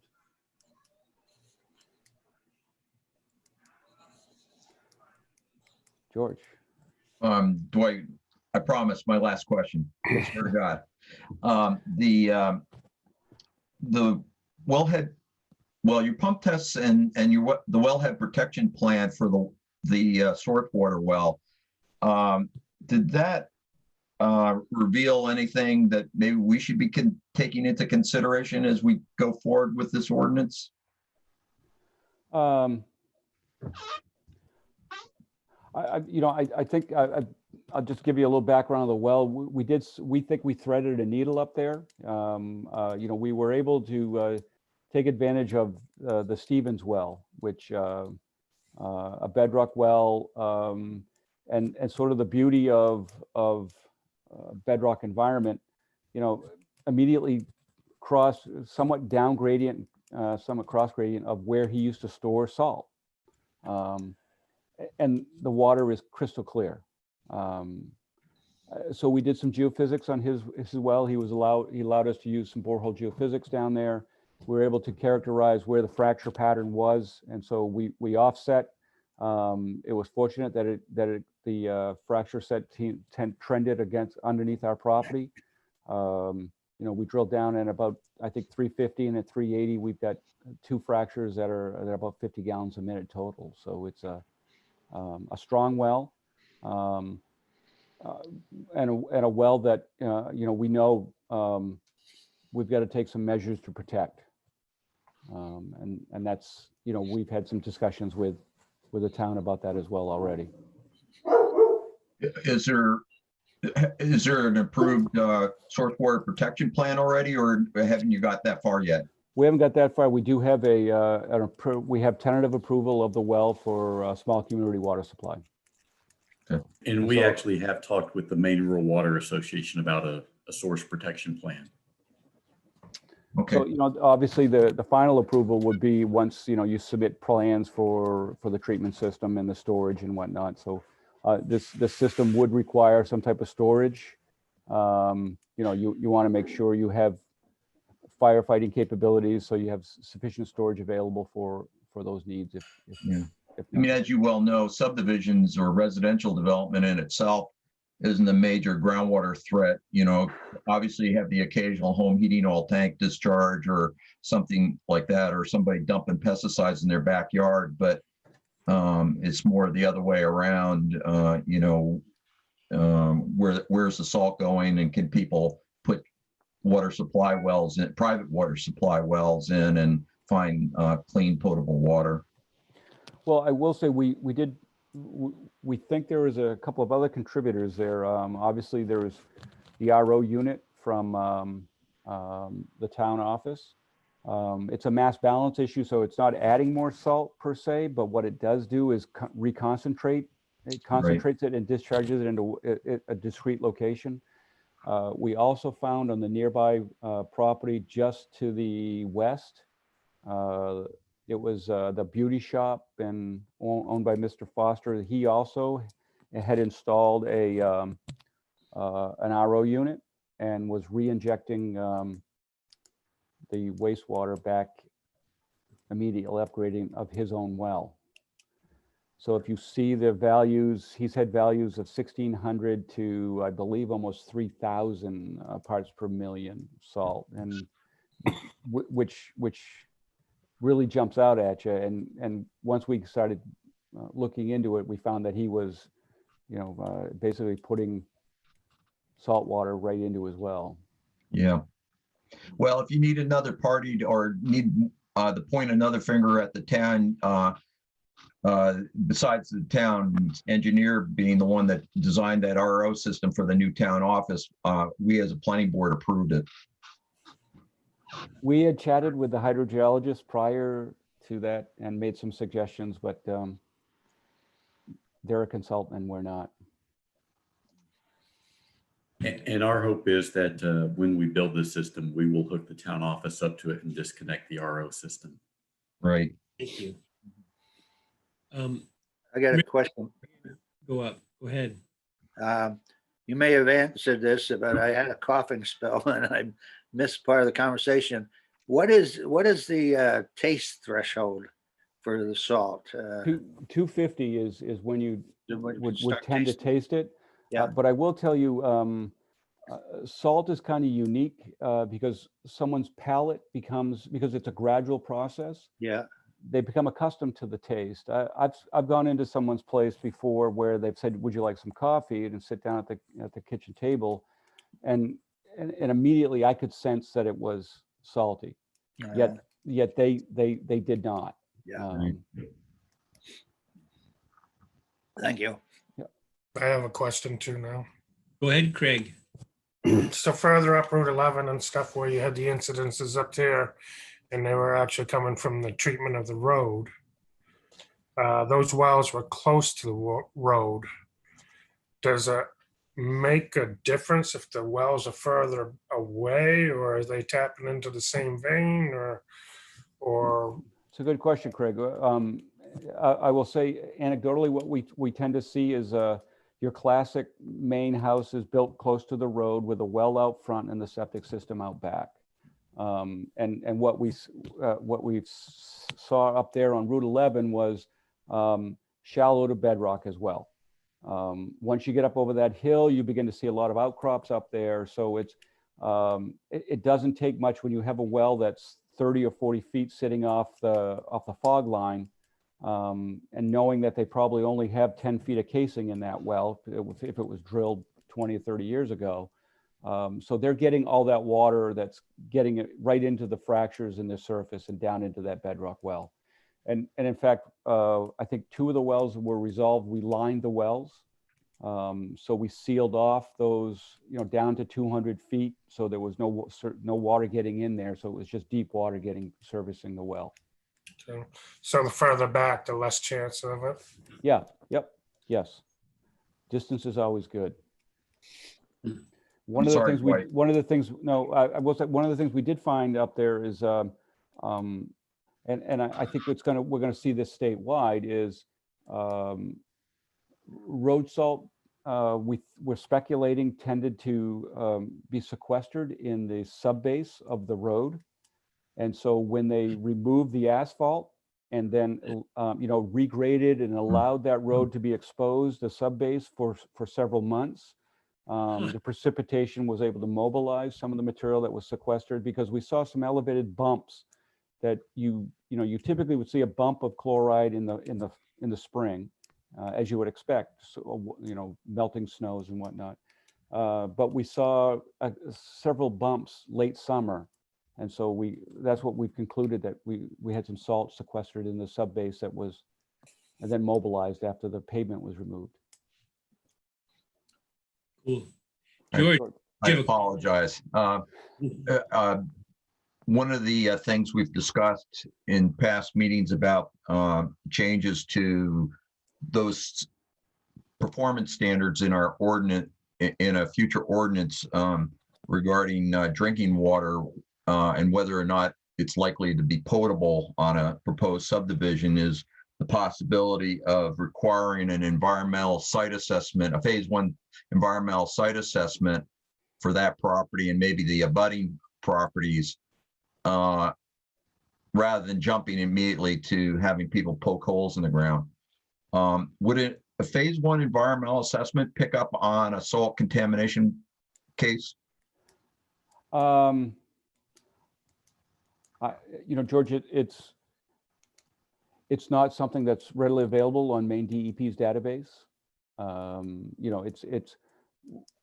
We resolve these well claims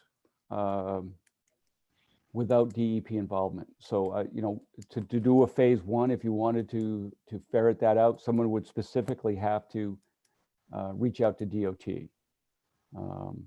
Do environmental consultants typically do that when they're doing these for real estate development or no? If you Okay, that's what I look thought. at the ASCM standards, it doesn't talk about salt. They have a set questions that you have to ask Right. the interview.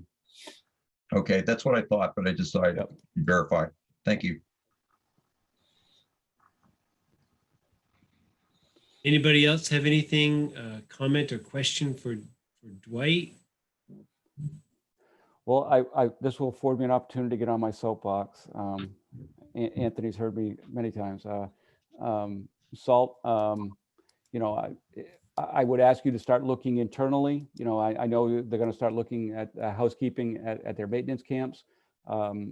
We try to do it as well. It doesn't take much salt to contaminate a lot of water.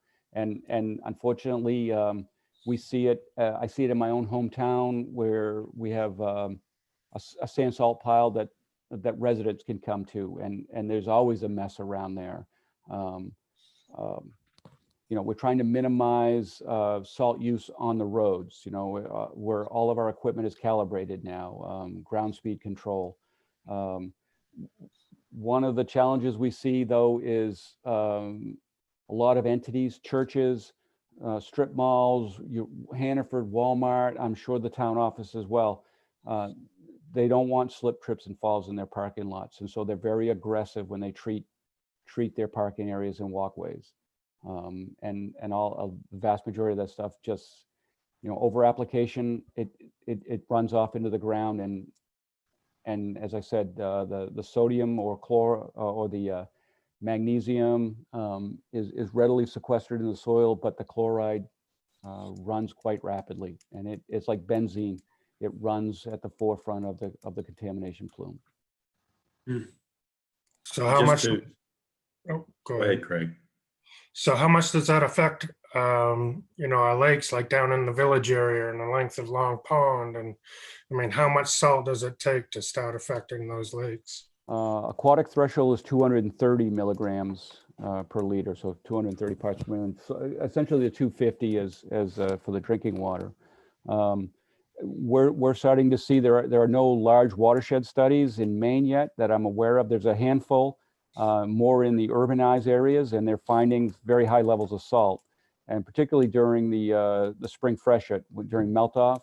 They're finding some streams becoming sterile for a short period of time because of the high chloride levels. So there is a concern in the long run.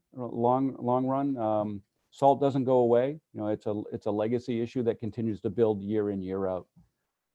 I will share one of the interesting things we find is that there's also a phenomena in this area, in the Belgrade area, Mount Vernon, down through West Gardner, called trapped seawater. And this is a hard one for some people to wrap their head around. But we just dealt with this on a property right down on the lake, not too far from Pinewood Drive. The homeowner called and said he had a new well drilled and he had 4,000 parts per million salt in it, or chloride in his well, which is an extremely high value.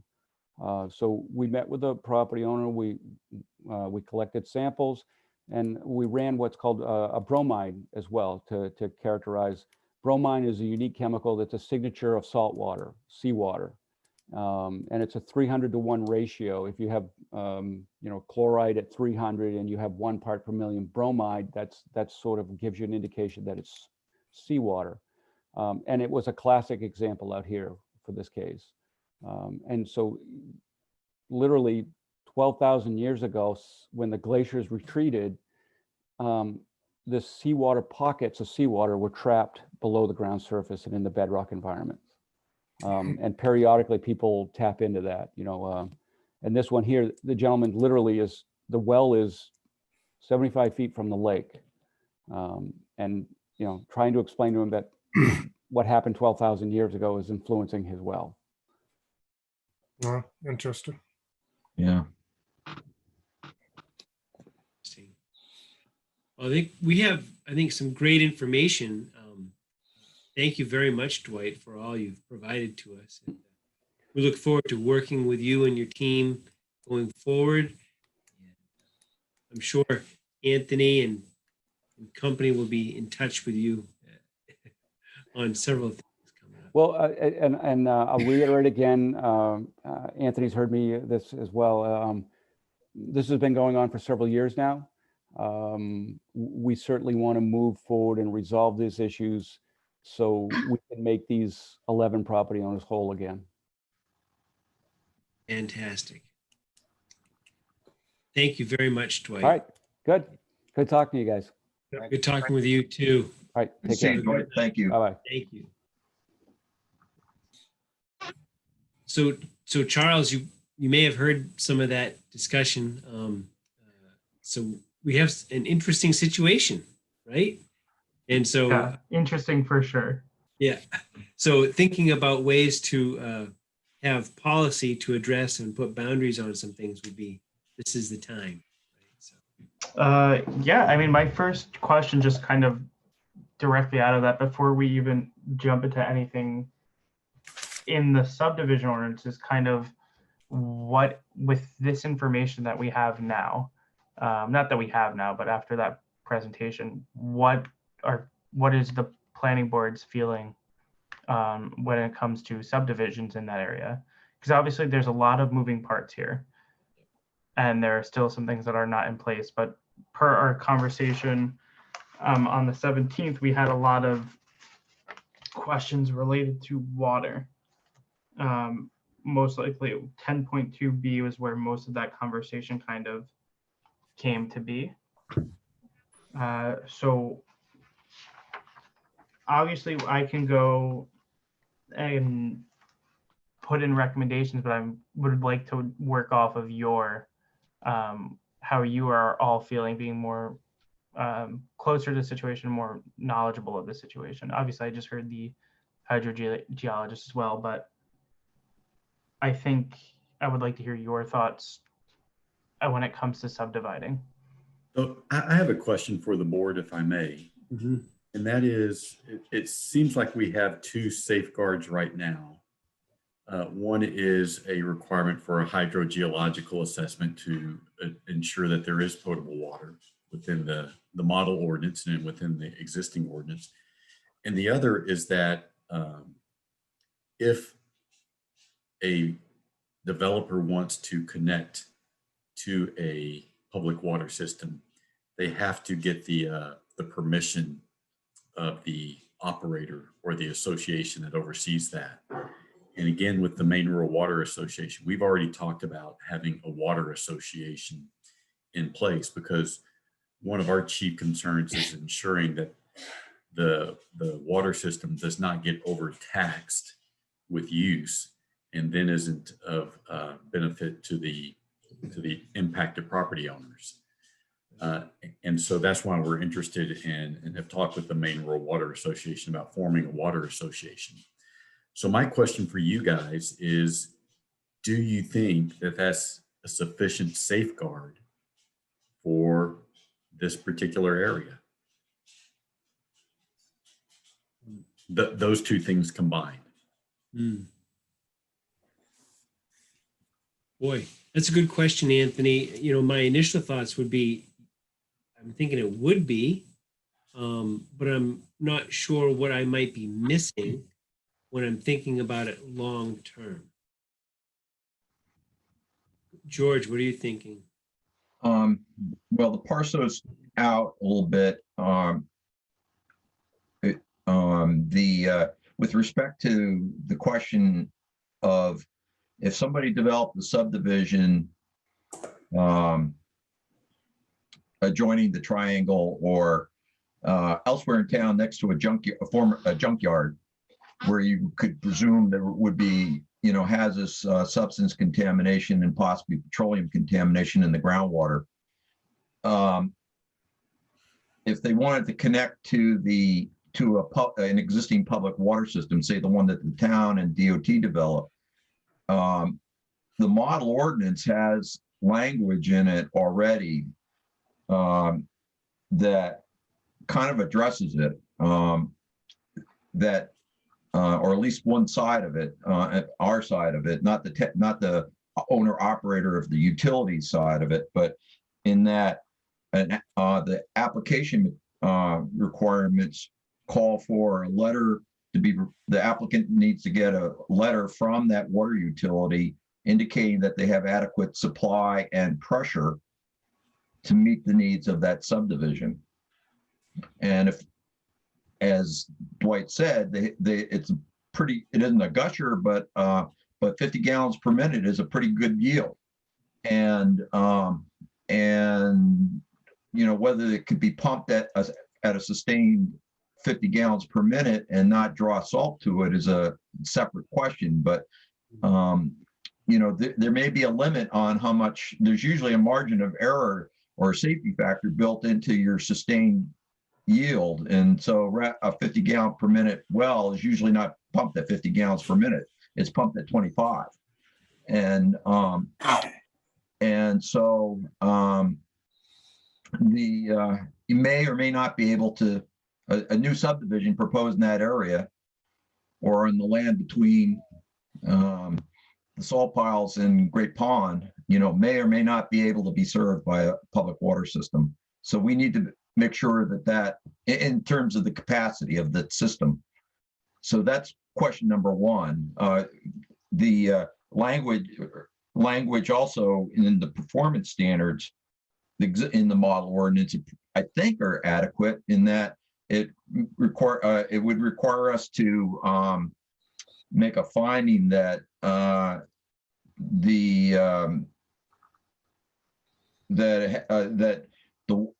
that if somebody's proposing to use the public water system and hook up to it, that again, that system has adequate supply and pressure. So that question, I think, is addressed pretty well in the model ordinance already. The question I don't think is adequately addressed, as we discussed at our last meeting, is when a new subdivision, unless we require hydrogeological investigations on every subdivision that comes before us, which I personally don't think we should do, because I think that's an onerous burden. I think we should require that when there's a reasonable presumption that groundwater may not be potable. And we talked last time about in the cases where the source may be petroleum, hazardous substances, contaminants of that nature, requiring a phase 1 site assessment, which is a public record search, to be the trigger to determine whether or not we require a hydrogeological investigation rather than doing it carte blanche.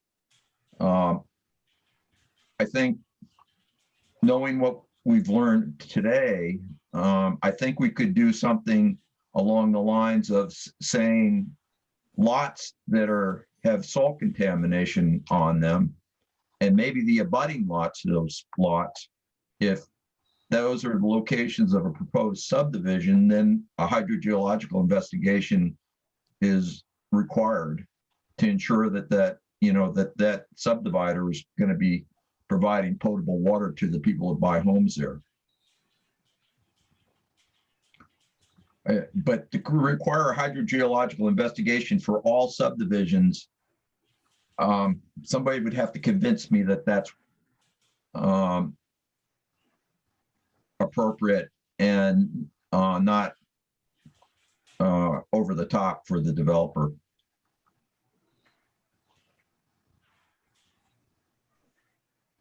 I think for all, it'd be over the top. I agree with you. And in most locations, it would be wasted money. Mhm. So for I'm just thinking about process here. Part one or the preliminary application would have that some question or some requirement that to show like the history. How would you put that into writing if it's not already in there? It's been a little bit since I last looked at the preliminary requirements that are in the model ordinance. I can scroll up, but I'm at where I want to be in the conversation. But George, what kind of language would you look at for that type of requirement where if there's any potential, a phase one historic search into potential contaminants, and if there's no preliminary exam, then it's safe to assume that there's no contaminants? Yeah, I think, application requirement at the preliminary level probably would be for an environmental, a phase one environmental site assessment done in accordance with ASTM standards, which is the national standard.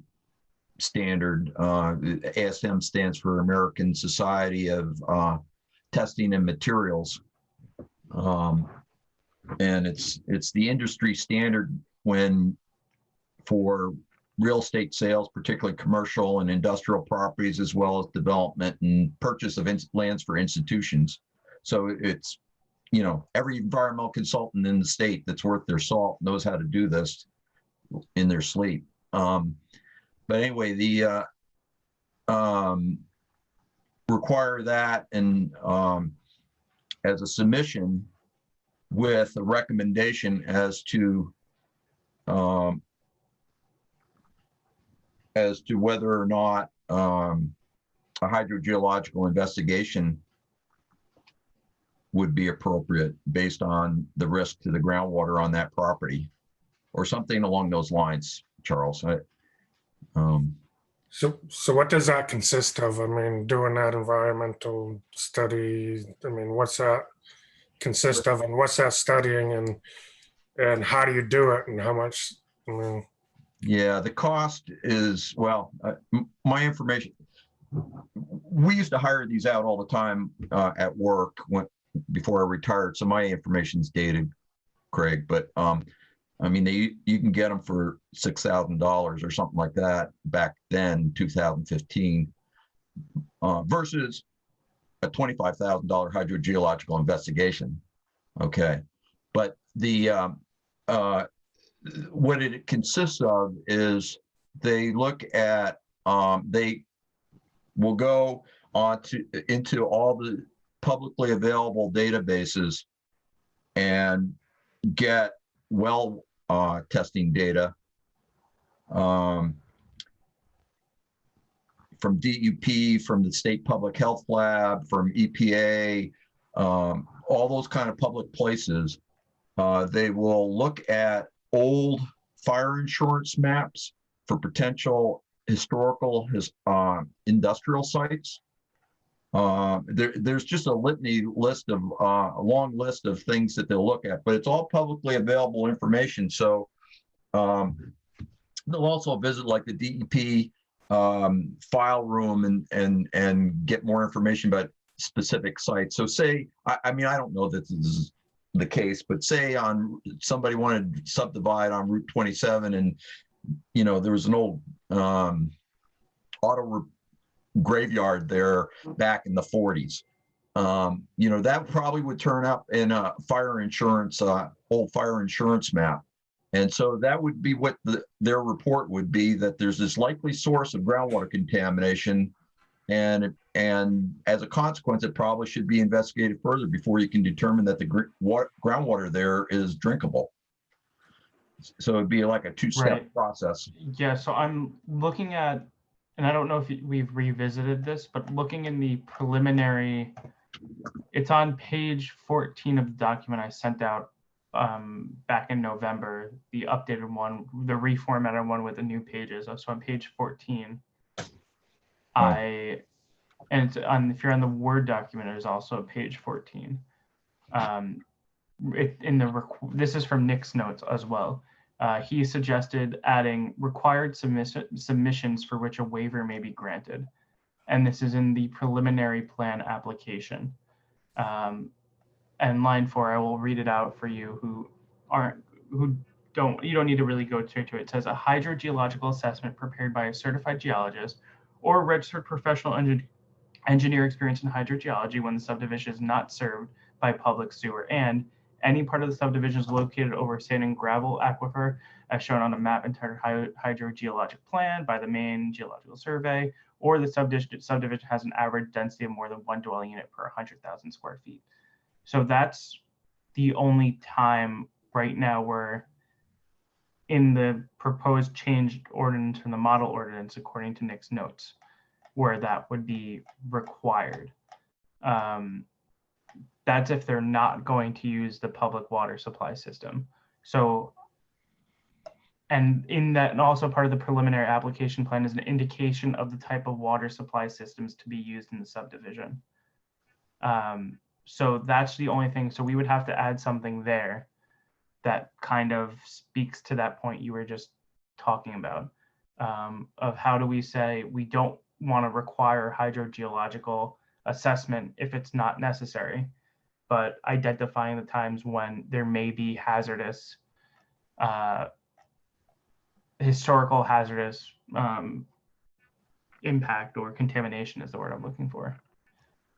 So with that, oh, you go, Peter. I was just going to say, Charles, thank you. That's good stuff. That we kind of have to look at it like the depot area is now an area that's like what some of those things that you listed. Yeah. I don't know if we have a name for that. We could say the triangle or the depot area or whatever, but somehow we have to be cautious if someone, wants to do something. Yes, and I believe without knowing, and Anthony or anyone on the planning board can please correct me if I'm wrong, there hasn't been nothing has been ironed out when it comes to that public water supply yet. Right. So it's hard to really make an assessment of how to enforce it, even going to the water association that Anthony was just talking about. Without having any of that in writing, it's really hard to put that into a subdivision ordinance that we're currently writing. Because we can't, I don't think the planning board is the correct body to kind of shape that now. It should be that the water association. So we can't really require something that doesn't exist yet. We can kind of theoretically talk about what we're envisioning, but we can't say in the subdivision ordinance if the Rural Water Association or the Belgrade Water Association has to give approval, and that if that doesn't come to be or a different name, we'd have to go back and edit it. So we can kind of think about those preliminary steps of what we want to include, but until any of that's like completely ironed out, we can't really include it in the ordinance. Yeah. Well, I guess I have two questions. The first one is for George. So George, do you think that phase 1 environmental study, would it tap into the DOT's records or database, and would it necessarily pinpoint this chloride contamination? Yeah, I asked that question to Dwight, Right. and he said no. Yeah. It wouldn't. Yeah. So that's Peter. I asked Peter the same question because of his GIS background and experiences when he worked at DEP, and that was his thought as well, that DOT doesn't participate with the other state agencies in entering their data into the state database, and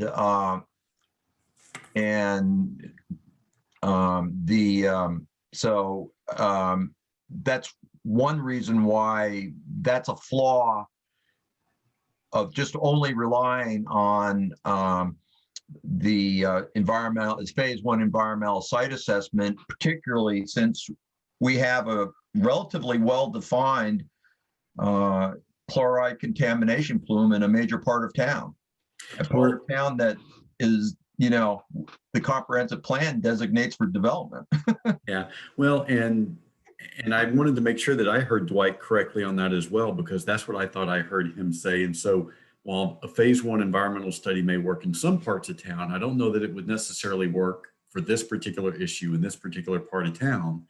And so that being the case, Charles, it seems like George's idea to perhaps require a hydrogeological assessment if a property is abutting property that we already know has been contaminated might be another way of Yeah, and addressing I'm also looking in this is from the model. I'm not sure because I don't have this highlighted as when I went through it after I got Nick's copy of it. There is an unhighlighted version which may exist in the current plan. I'll go through that next time I have a chance because I have the current ordinance right here. It says in the final submission plan, it says an indication of the type of water supply systems to be used in the subdivision, subsection 1. This is on page 20 if you have the copy I provided. It says when water is to be supplied by an existing public water supply, a written statement from the servicing water district shall be submitted indicated the district has reviewed and approved the water system design. That's in there right now.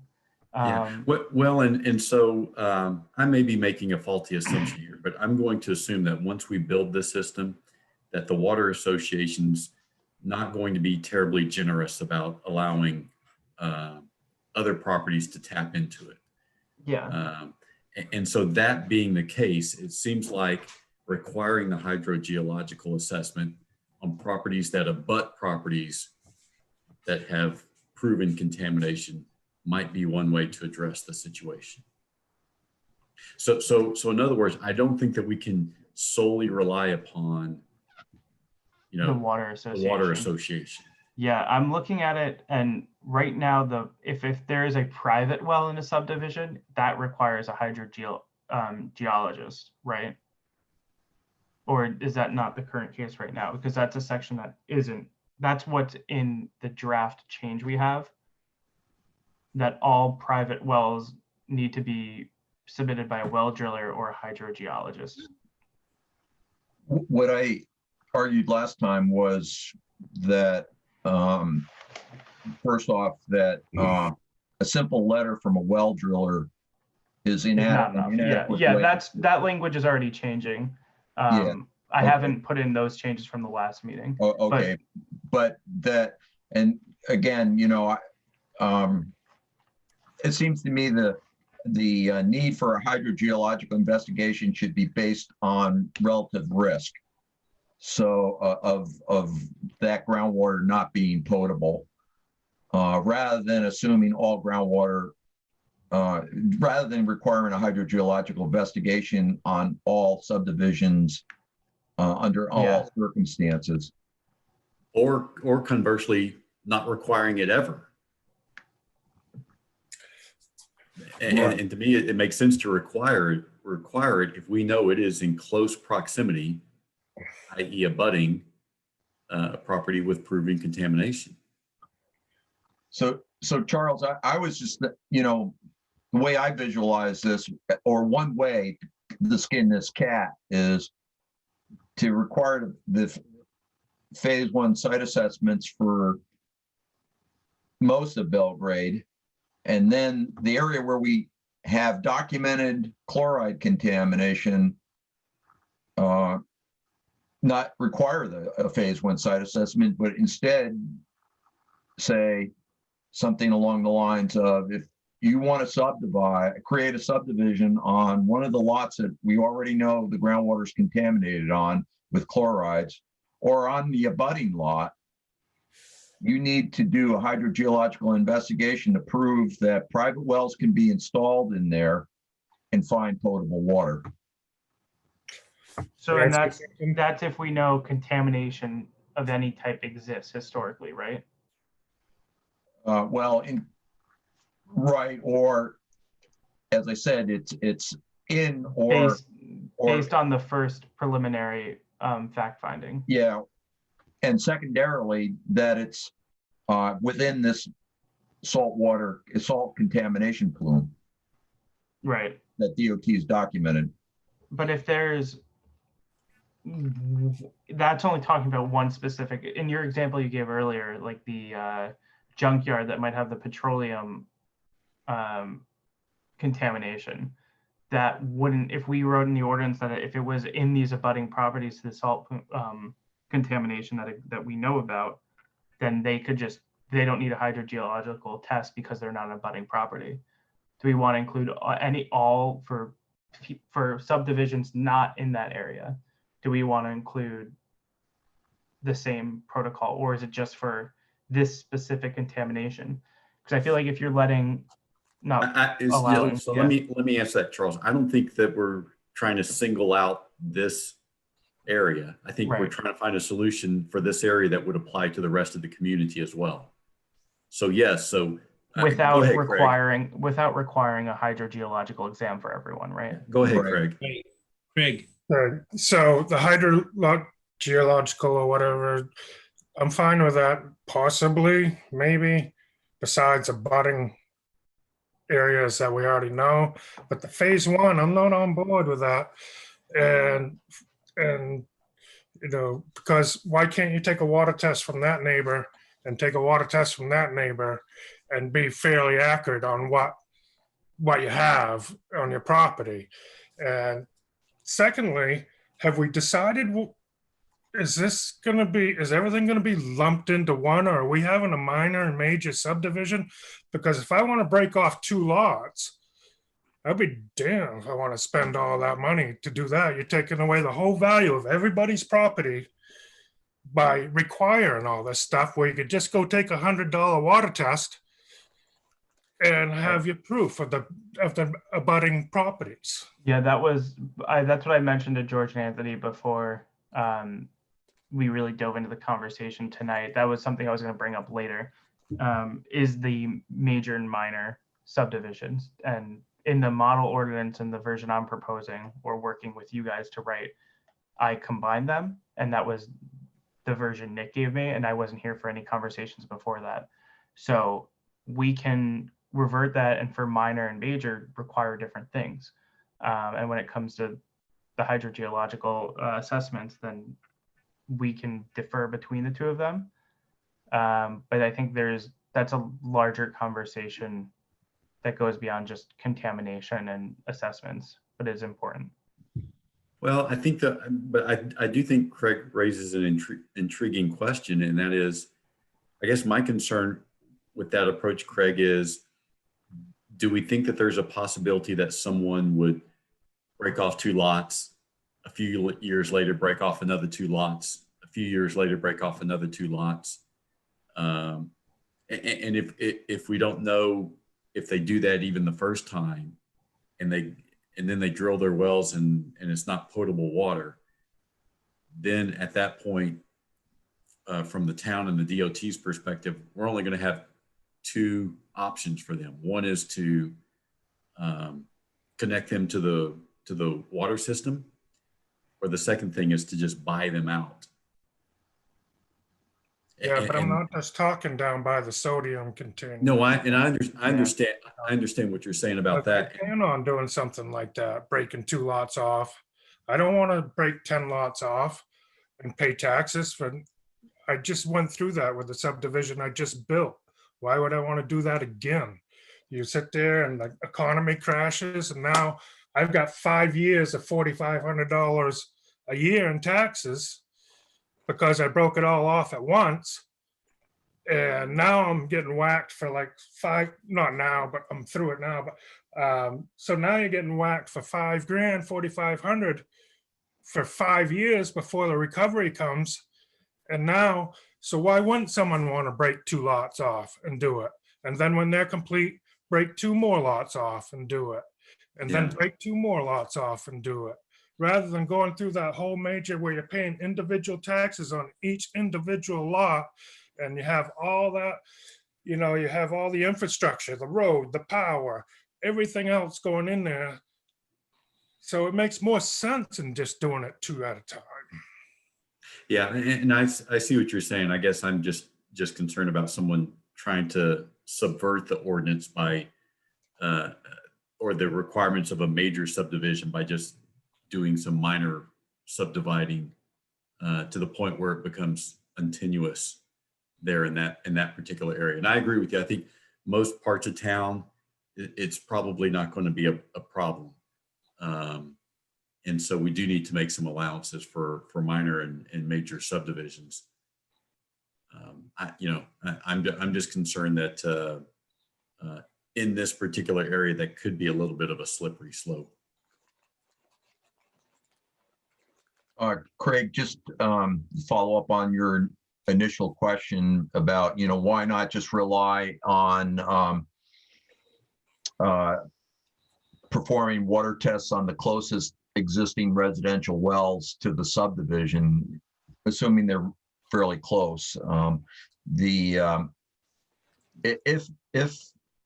there is a historical source of groundwater contamination, one of the, Dwight touched on this when he talked about the well they've drilled, or the well that they're looking to use. Anytime you have bedrock fractures are very peculiar, and you can have a well like the one that DOT is singling out that is fairly clean in an area of contamination. Vice versa, you can put a new well right next to a clean well and come up with very heavily contaminated soils. To give you an example, in Tennant's Harbor, when I worked at DEP, we put in a well to recover.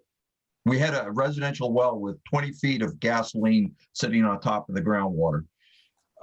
We put in a well, drilled a well 10 feet away as a recovery well that we were going to pump and put an oil water separator on. That water was perfectly fine. What we ended up doing was switching to 2 wells. We gave our recovery well to the homeowner, and we used their contaminated drilled well for our recovery well. And, we operated a oil recovery system there for about 5 years. So that's the vagaries of bedrock geology in Maine. But this all starts off with the first step. There has to be evidence in the public record that there is a historical source of groundwater contamination in the immediate vicinity of that proposed subdivision. I wouldn't want to see, I would not be in favor of requiring a hydrogeological investigation on each and every subdivision. And I would speculate that very few subdivisions in Belgrade currently would actually ever have to go to that step. They would have to do the phase 1. They wouldn't have to do the hydrogeological investigation. But they And still I have should to do point out, phase 1. but the phase 1 would be universal, because that's the only tool I know of to rule out that the groundwater is in all likelihood clean. All right, so where in the town has there been any other issues other than down where the salt contamination is? Lakeshore Drive, 5 wells contaminated by gasoline.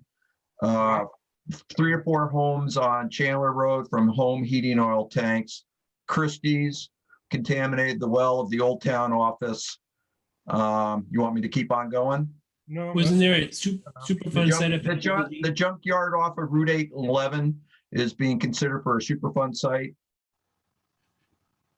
Yeah. It's a Superfund site. Let's see. The North Belgrade Market contaminated 3 wells across the street with gasoline. I mean, this is typical of Maine. We use so much petroleum that it's everywhere. Right, it's not specific and unique to just Belgrade. No, Belgrade's clean compared to some towns. There's some towns that are groundwater disaster areas. So Peter, can I say something? Surely, Mac. So I'm looking through, because as I'm thinking about this and as I'm hearing Dwight talk, I don't understand why subdivisions are so important here. Because if I buy a piece of land and put in, I want to build my own house, I'm going to have just as much potential chlorine contamination as a subdivision, right? Yeah. So it's not something special about subdivisions. Anybody doing any kind of development here is going to have potential chlorine. So I think, so then I started thinking, well, the problem is wells are potentially contaminated, all wells. So I don't want to, maybe I'm going on the wrong track here, but I'm looking at the state rules for subdivisions, right? The review criteria. And I cannot find any review criteria that says we are required to make sure that subdividers have clean water for their potential lots. It says pollution, proposed subdivision will not result in pollution. You have to have sufficient water available, but it doesn't say anything about the quality of that water. And then there's 20 other criteria. None of them, maybe I'm reading it wrong, none of them say anything about water quality. So Mac, I think there are two issues that you raised that I might have concerns about. And so you're right. If an individual home is developed in close proximity to the triangle, and they have a contaminant and they drill a well and they find out it's contaminated, connecting that one home to the water system, probably no big deal. Connecting 10 or 12 homes to that water system, then I think you may be putting too much pressure on the system at that point. So I think that's why subdivisions are a concern. And the second point is that I wonder if I guess in most instances, it's the property owner who takes on the risk of building on a property. But in this instance, if they take that risk in the area of the salt contamination, they find out that their well is contaminated with salt, then that risk shifts over to the town and its taxpayers. And so that's why I think there may be a little bit of a difference with this is that we were a contributor to that contamination. Ergo, we hold the liability for it, as opposed to just an individual property owner who might decide to build somewhere and drill a well and find out it's got bad water. George. Here, I have a question for you, Charles. And this is based on Mac's comment. I just quickly looked at what's in state statute too, and like Mac, I don't see any performance standard there that speaks to a town having to ensure that the drinking water that the developer is going to be providing to the, or I should say that the well that a homeowner is going to put in, that the developer has some responsibility ensuring that it's potable, or we do.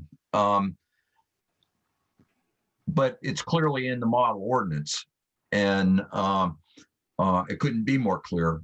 And because as I mentioned while we were talking with Dwight, there's in that, I think it's 10.2B water quality section, the water has to meet primary federal and state primary drinking water standards. And even if it exceeds secondary standards, like the iron's too high, a note has to be placed on the deed. Could you address that sort of disconnect between the statute and what's in the model ordinance?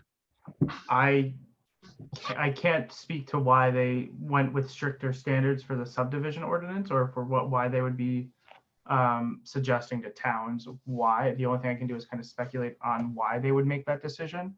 I think when they are crafting a model ordinance, they're trying to figure out something that works for municipalities across the state, whether it's Kittery, Augusta, or Presque Isle. All these, this model ordinance is supposed to be a blanket.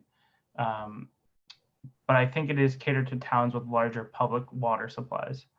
And I think a lot of the issues that we are seeing in the model ordinance when we're trying to apply it to Belgrade is that it's not written for Belgrade, and that's why we're having these conversations.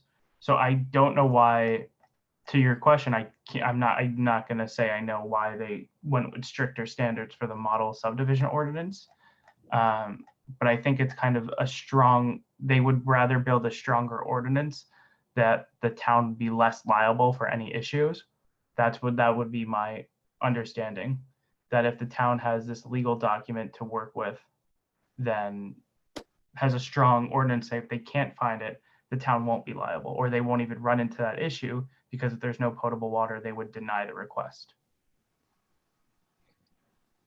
Mac, were you suggesting, and I don't want to read too much into what you were saying, but that we take more of a libertarian approach to this, that buyer beware, you build a house in a subdivision approved by the town of Belgrade, there's no guarantee that your water is going to be clean and safe to drink? Well, frankly, yeah, similar to the vein we talked about last time with the developer being required to have sufficient funds to do the development, I mean, Belgrade's rural. Most of the development is single family development. And yeah, if the state doesn't require it, then I think we have just as much responsibility to our neighbors in terms of not requiring so much that our neighbors are no longer able to be the developers. You know what I'm saying? Like, if we require that they have financial abilities and we put in certain minimums, and then if we require certain tests that be performed, then by definition, we're saying the only people that can be a developer in our town most likely can't live in our town. And that gives me pause. And so I think we should go to the basics. What does the state require? We are required to do that. Yes, okay. We have to do that, we'll do that. Beyond that, I think we really need to question, how much do we really need to do, and how much is our responsibility? Yeah, so I'm thinking that if we don't require a test, which I think is the way the planning board is leaning right now. And yeah, I feel like you guys are leaning, I could tell me if you're wrong, but we're leaning away from that preliminary thing George was suggesting before, and kind of saying that if you're going to build a water supply, that's great, that's on you. That's fine, but we need this, we know that there's contamination in this area. So is that what's going to be, then it's only the focus on connecting the public water supply. So if the subdivider, if the applicant is looking to connect to the public water supply, then they would need approval. But I feel like there's a workaround saying that we assumed we could get water. It's not contaminable. We need to connect to the water supply. So we need to make sure that there is something that says that if they're in the area of a water supply system, because they could say that they don't have an intention to join the public water supply. And then when they find out there's contamination on their property that the town knew about, then they can just connect. And then that's what Anthony was kind of referring to before. You have more liability on the town.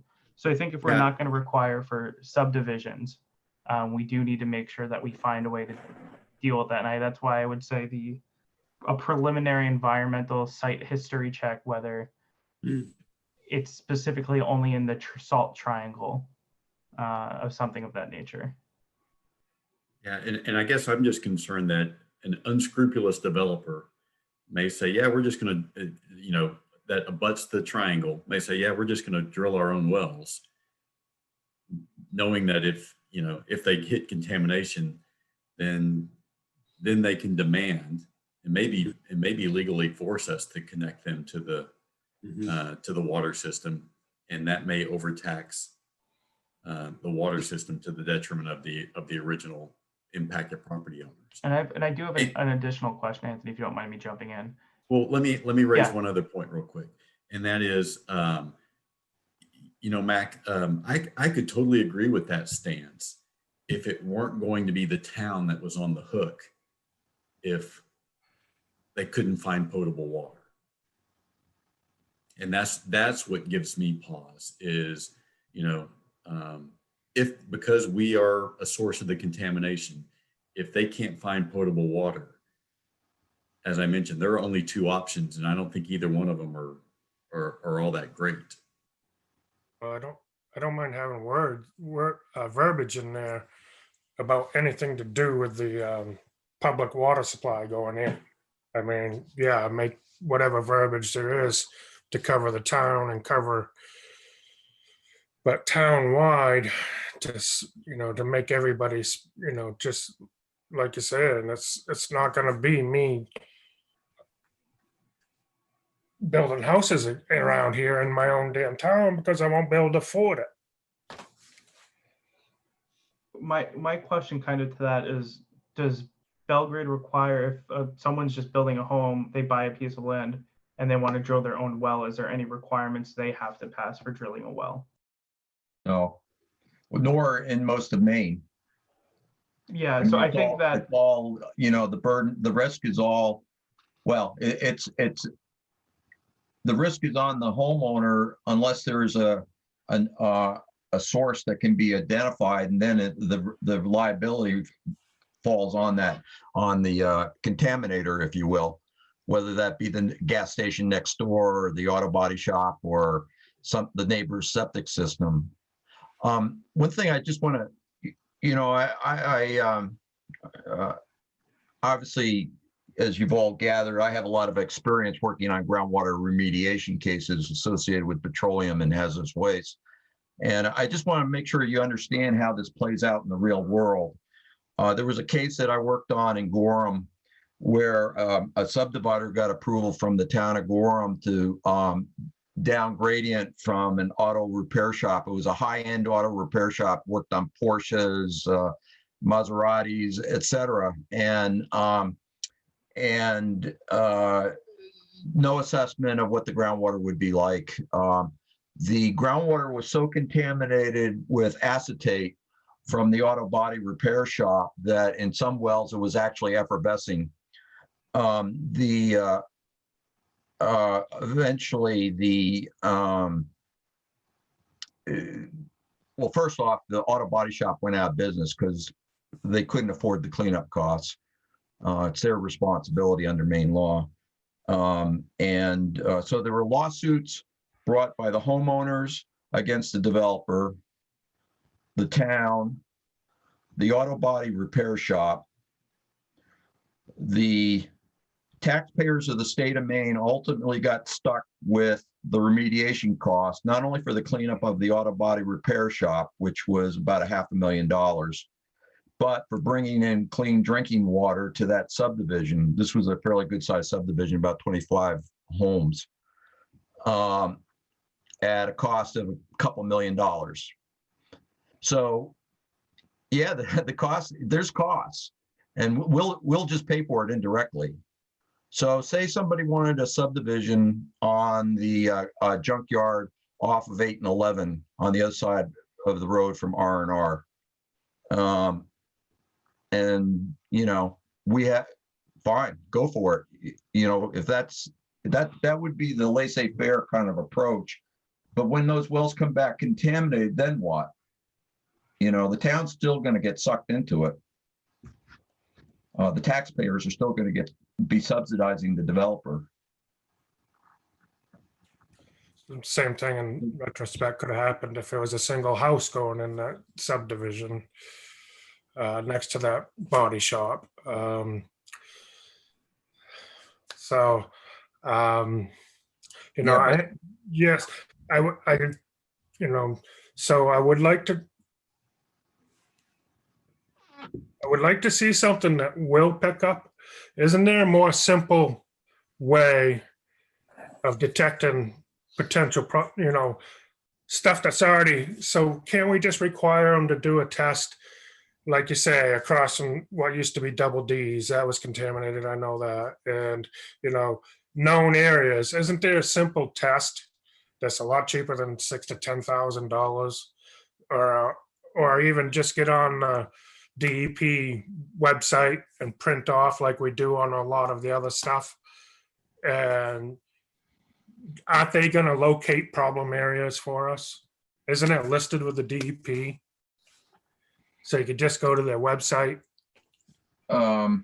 contaminated soils, potential contamination, junkyards. We know where the junkyards are. What was 50 years ago? Maybe we don't, but. yeah, no, that's not that's a reasonable suggestion, Craig. I don't know, 5 years ago, I would have said there's some merit to that.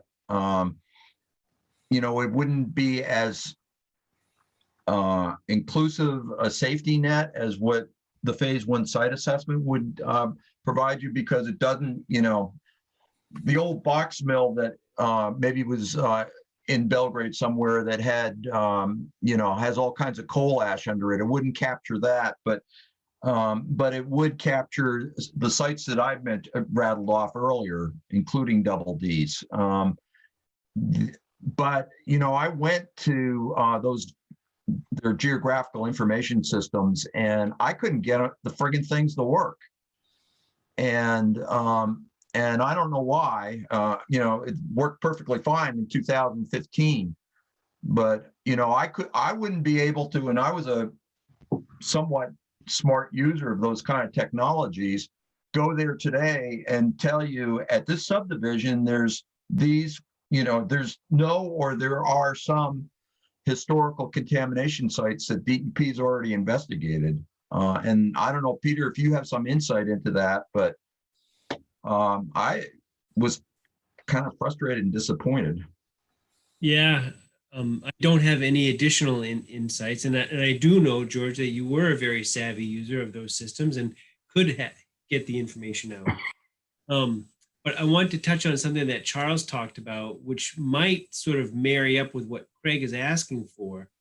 I think, Charles, the way you said it was to introduce some language that would say, if in these areas subdivision is to occur, that a preliminary, I think you said historical reference check or something. I can't remember how you said it, but Yeah, I mean, I was kind of going off of what George had suggested, like a preliminary understanding of what that property has been historically, like what is the parcel. right. So let me just say this. I'm going to say the term paper chase. So if someone says, hey, I'm going to build, a subdivision over here, that one of the first things that should happen is a lesser expensive way of trying to determine where the risk is or what kind of risk might exist. So some sort of paper chase, electronic investigation of data that says, hey, if you're in this area, what is in proximity to this that could show Superfund site, gasoline spill, whatever the case may be, right? Be on record somewhere. Maybe something to what George was suggesting, the not maybe a map from DEP that shows the contamination zones, and if a user can't work them, then they can call the main DEP to say, is there any contamination here? And I think if the DEP site isn't workable, then it's on DEP to tell you yes or no. It's not a $6,000 hydrogeological assessment of your property. It's a potentially 30-minute phone call, maybe a 2-week-long waiting period, if there's something like that. But maybe identifying a few, saying, have they made a reasonable effort to show that there's no contamination? I don't know the exact direction we want to go in. I think what I'll try again, and I'll use some of my contacts, former colleagues, to see if I can get a better sense of whether there's a way to do what Craig was suggesting, much in the same way. And I think this is what you're suggesting, Craig, the way we require people to go to beginning with habitat to see if there are deer yards on a parcel of property or something of that nature.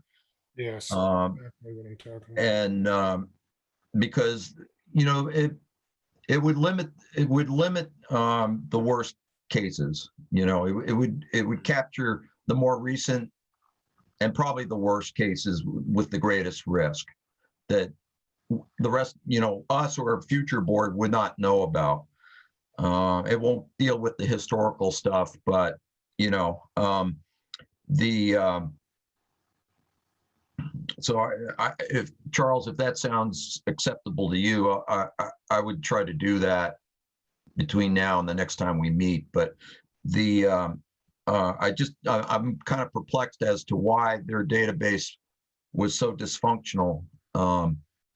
I know that all the state GIS data was not working between September and December, essentially. So I don't know if it was during that time.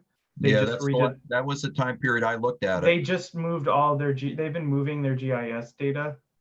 I know that could be an issue. I kind of just went to their website now, just to kind of get a quick look at what they have.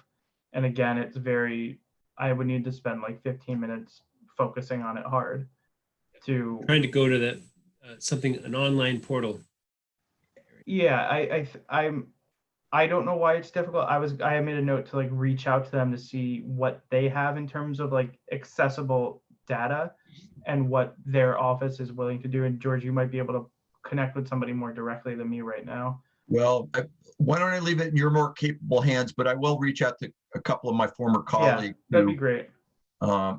Because just, you know, for better or for worse, the way DEP operates is that they assume everybody does these phase 1 environmental site assessments because it's such a widespread standard practice, and not in the kind of application that I had suggested for sure, but you know, in the real estate industry and the development world.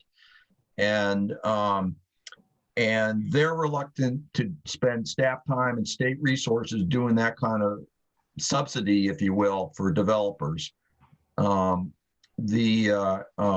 say, well, make an appointment with our file room and come on in, you know, but you do the work. So I think, you know, relying on their existing databases is the better approach. Yeah. If it works.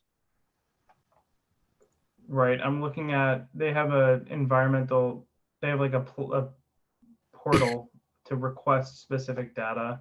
I'm not going to play with it right now, but yeah, I'll look at that and see if we can find something. But generally speaking, it seems Mac, yeah. Oh, finish your sentence. I was just thinking that generally we have an idea that we do not want to require a hydrogeological assessment for preliminary subdivisions.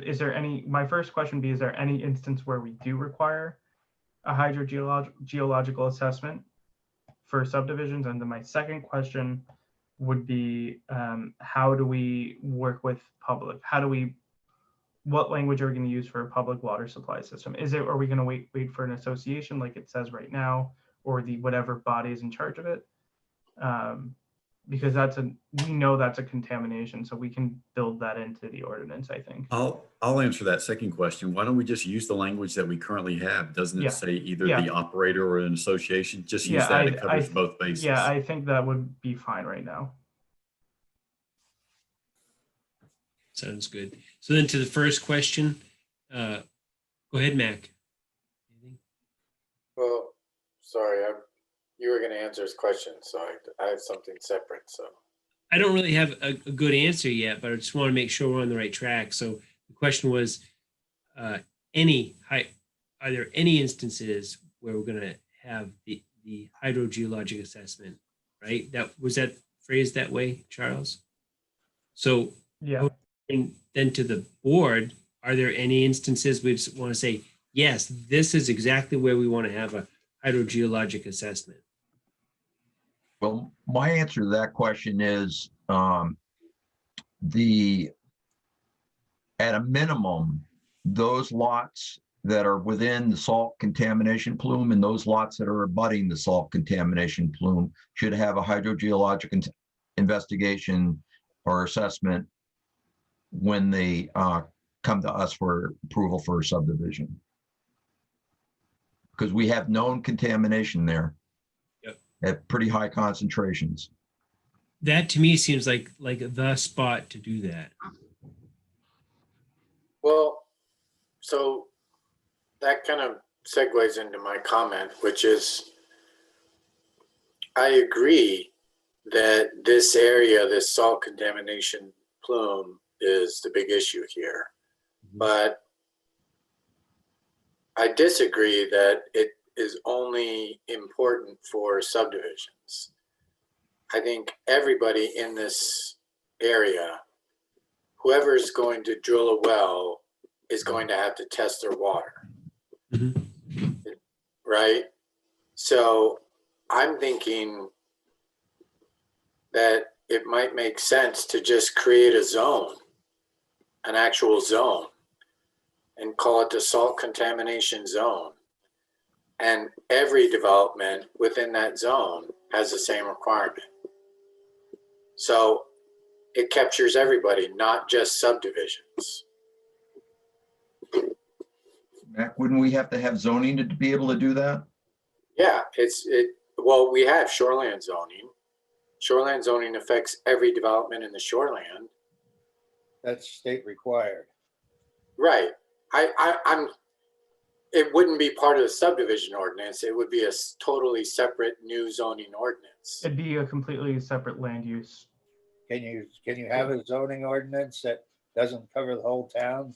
I pick areas and say, we've got this as a zone. I don't know.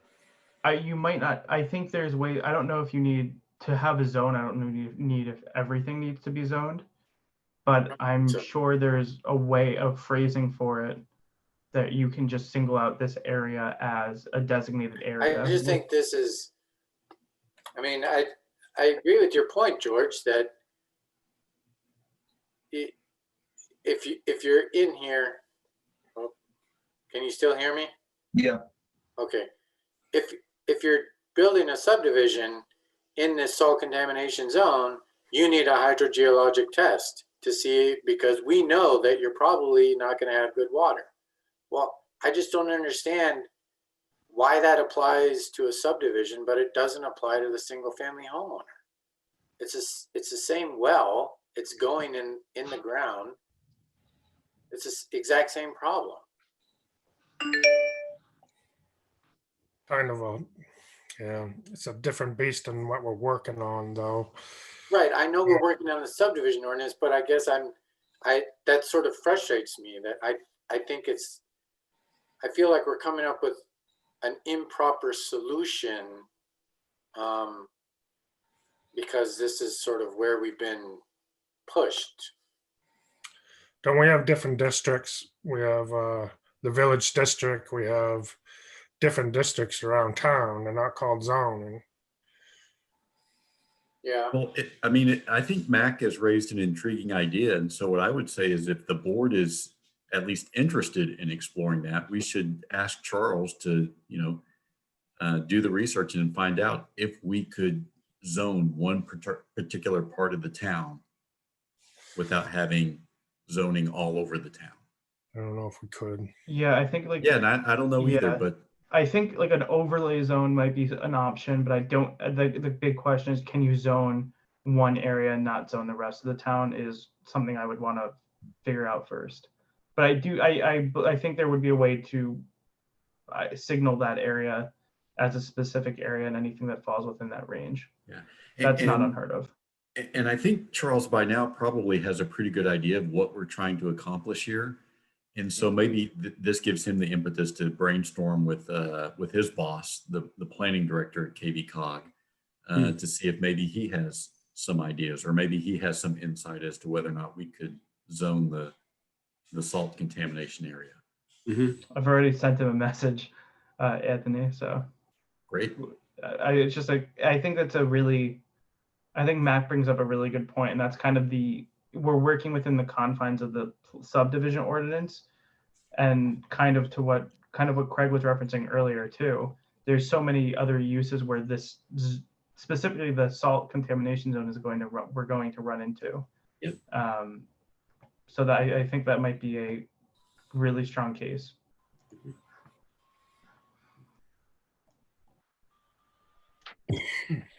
Okay, so let me kind of get to some stuff. We've been at this for more than 3 hours right now. Time check, it's 9:13. I want to know, how much longer do you folks want to go tonight? 9:14, 9:15. Time for the minutes. All good. Yeah, but if there's something burning, because we talked a lot about this particular issue, but we didn't really get into much other of this division. So allow me to get real here for a second, gentlemen. You know, our goal initially was to get this on the March town meeting ballot. That's not going to happen. And so I don't know that we're in any particular rush at this point. I think our next goal should be to try to get this on the election. I guess it's in June when the voters approve the school budget.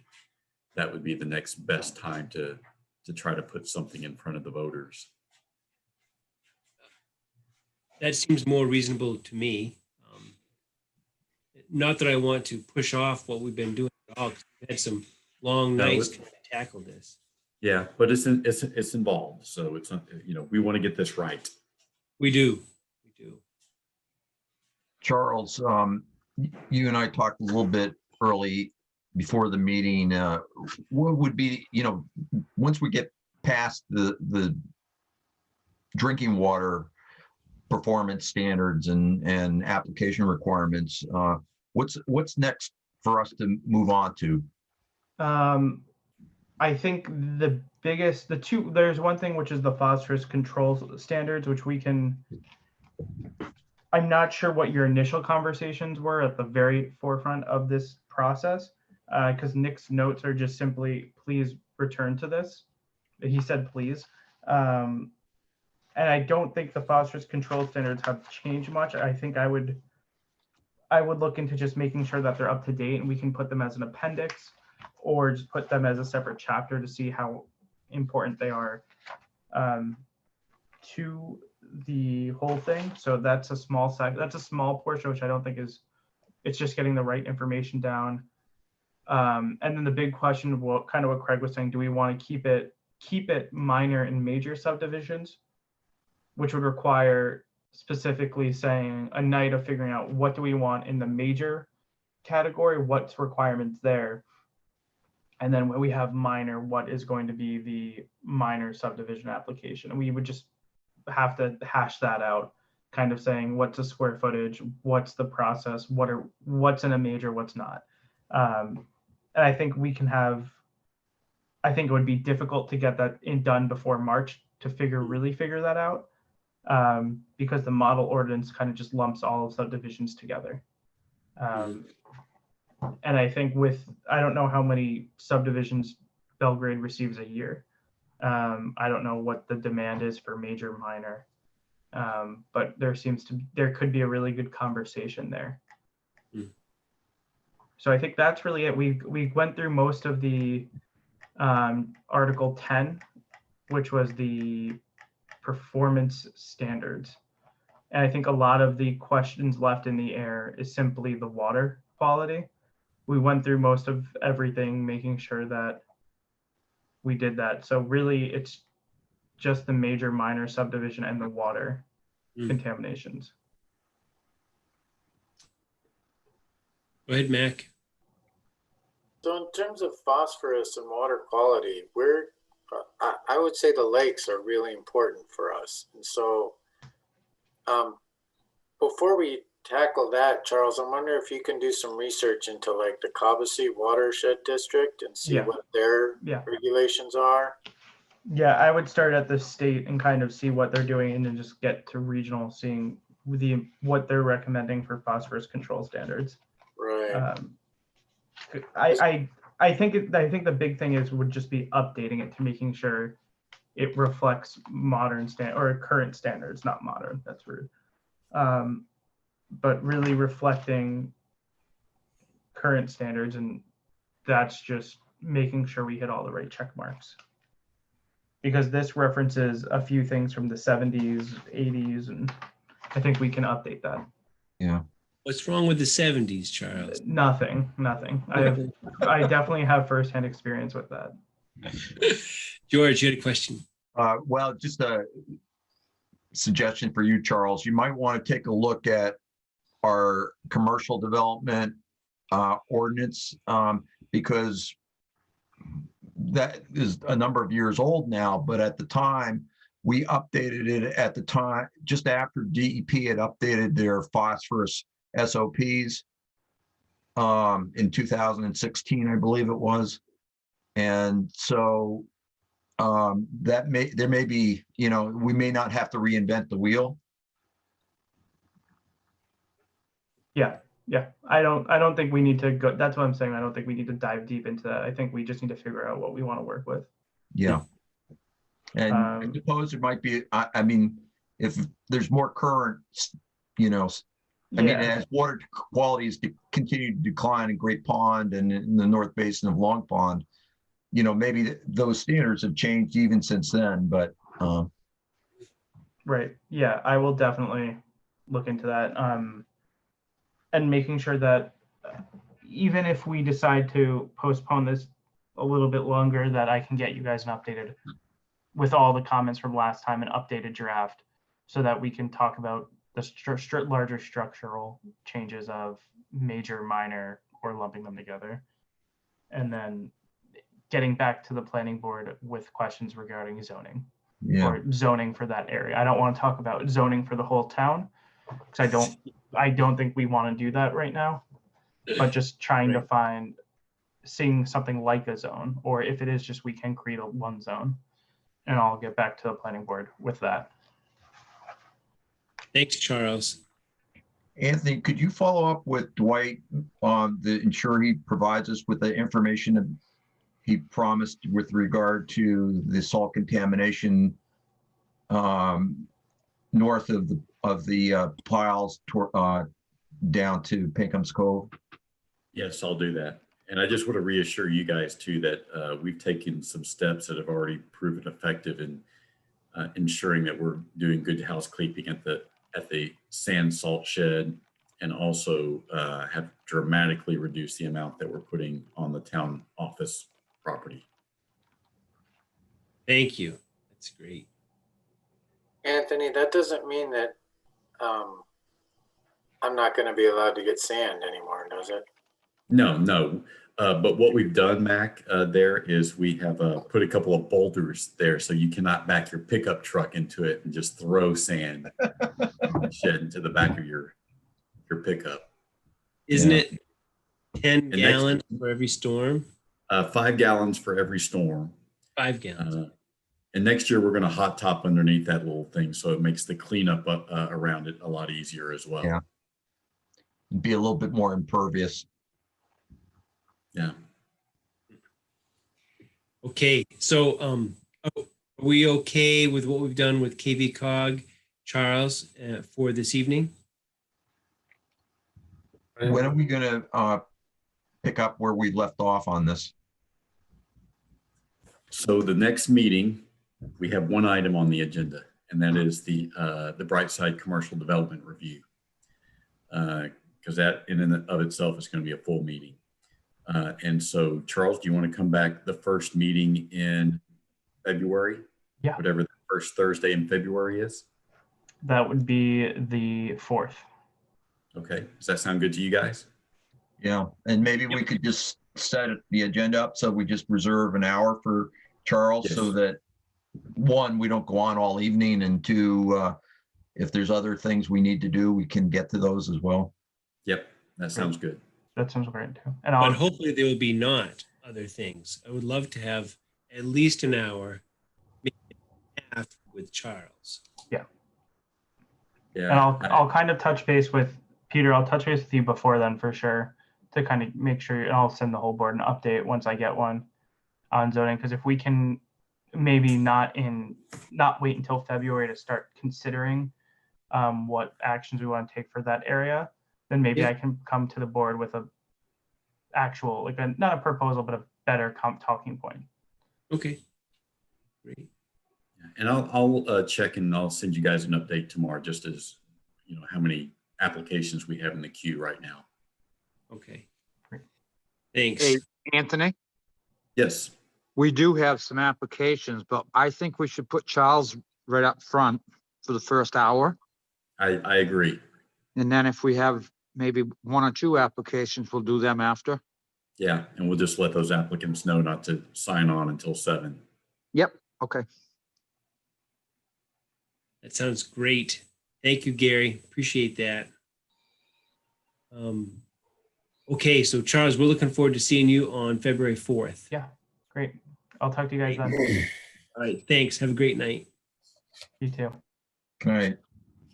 All right, planning board members, we have a couple of one meeting minutes to review. Is that right? Or 2? I'm sorry, 2. First, let's see. December 3rd, planning board meeting minutes. Does everybody have those?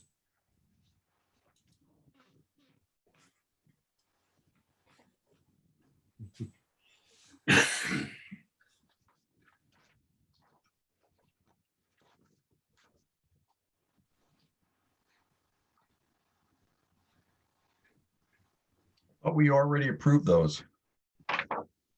Oh, wait, we did. You're right. The 17th. 17th, I apologize. That's the Word document electronically that was delivered to us. Okay, yeah. 17th. Does everybody have the meeting minutes from the 17th? Looks like it. When were they sent? I know, just 1 second. Last Wednesday. Yeah, which would have been what, the That'd have been the 30th? 30th. Thanks. And it would have come from Deputy Clerk, I believe. Correct.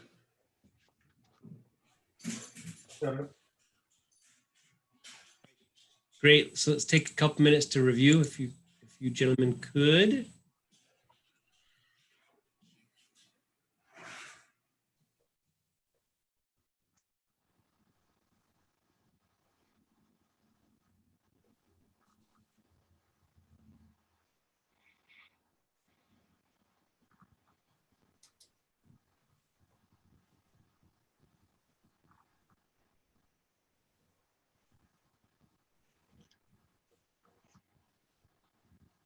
Map.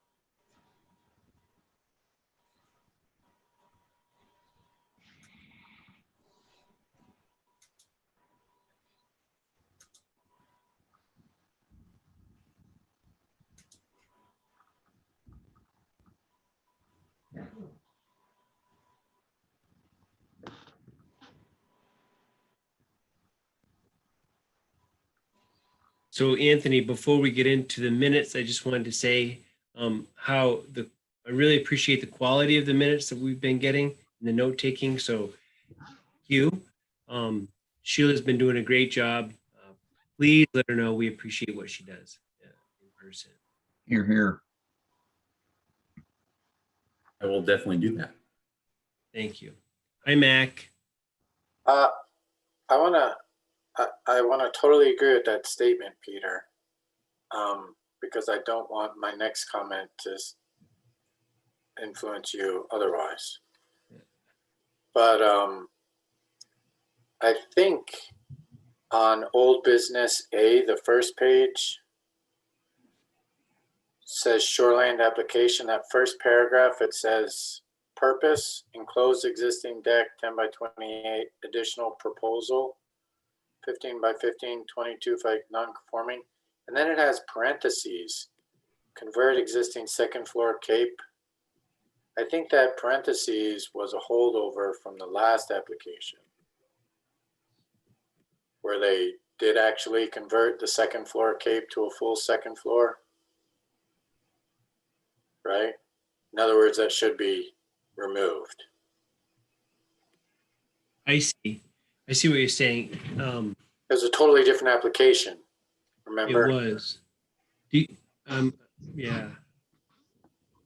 I wonder if it was put in there to help explain how it got to be something. I don't know. But anyway, So I think the whole paragraph, I mean, the whole parentheses should just be deleted because it doesn't apply to this application. Yeah, Mac, I talked to Sheila about that and she had cut and paste from the last agenda. Uh-huh. And there was a couple corrections that I had her make, like the 15 by 15 edition was still on this agenda. And I Yeah. said that goes away. That's got to be deleted. Yeah. So she was cutting and pasting and I pointed out a couple corrections she needed to make. Right. Yeah. Thank you, Gary. yeah. So yeah, Max. So I think that's a good point. If so the parentheses after non-conforming lot to the period, close parentheses, right? Just strike that. Exactly. 10-4. Anything else? No. Okay. Good eye. Anybody else have anything to suggest for edits?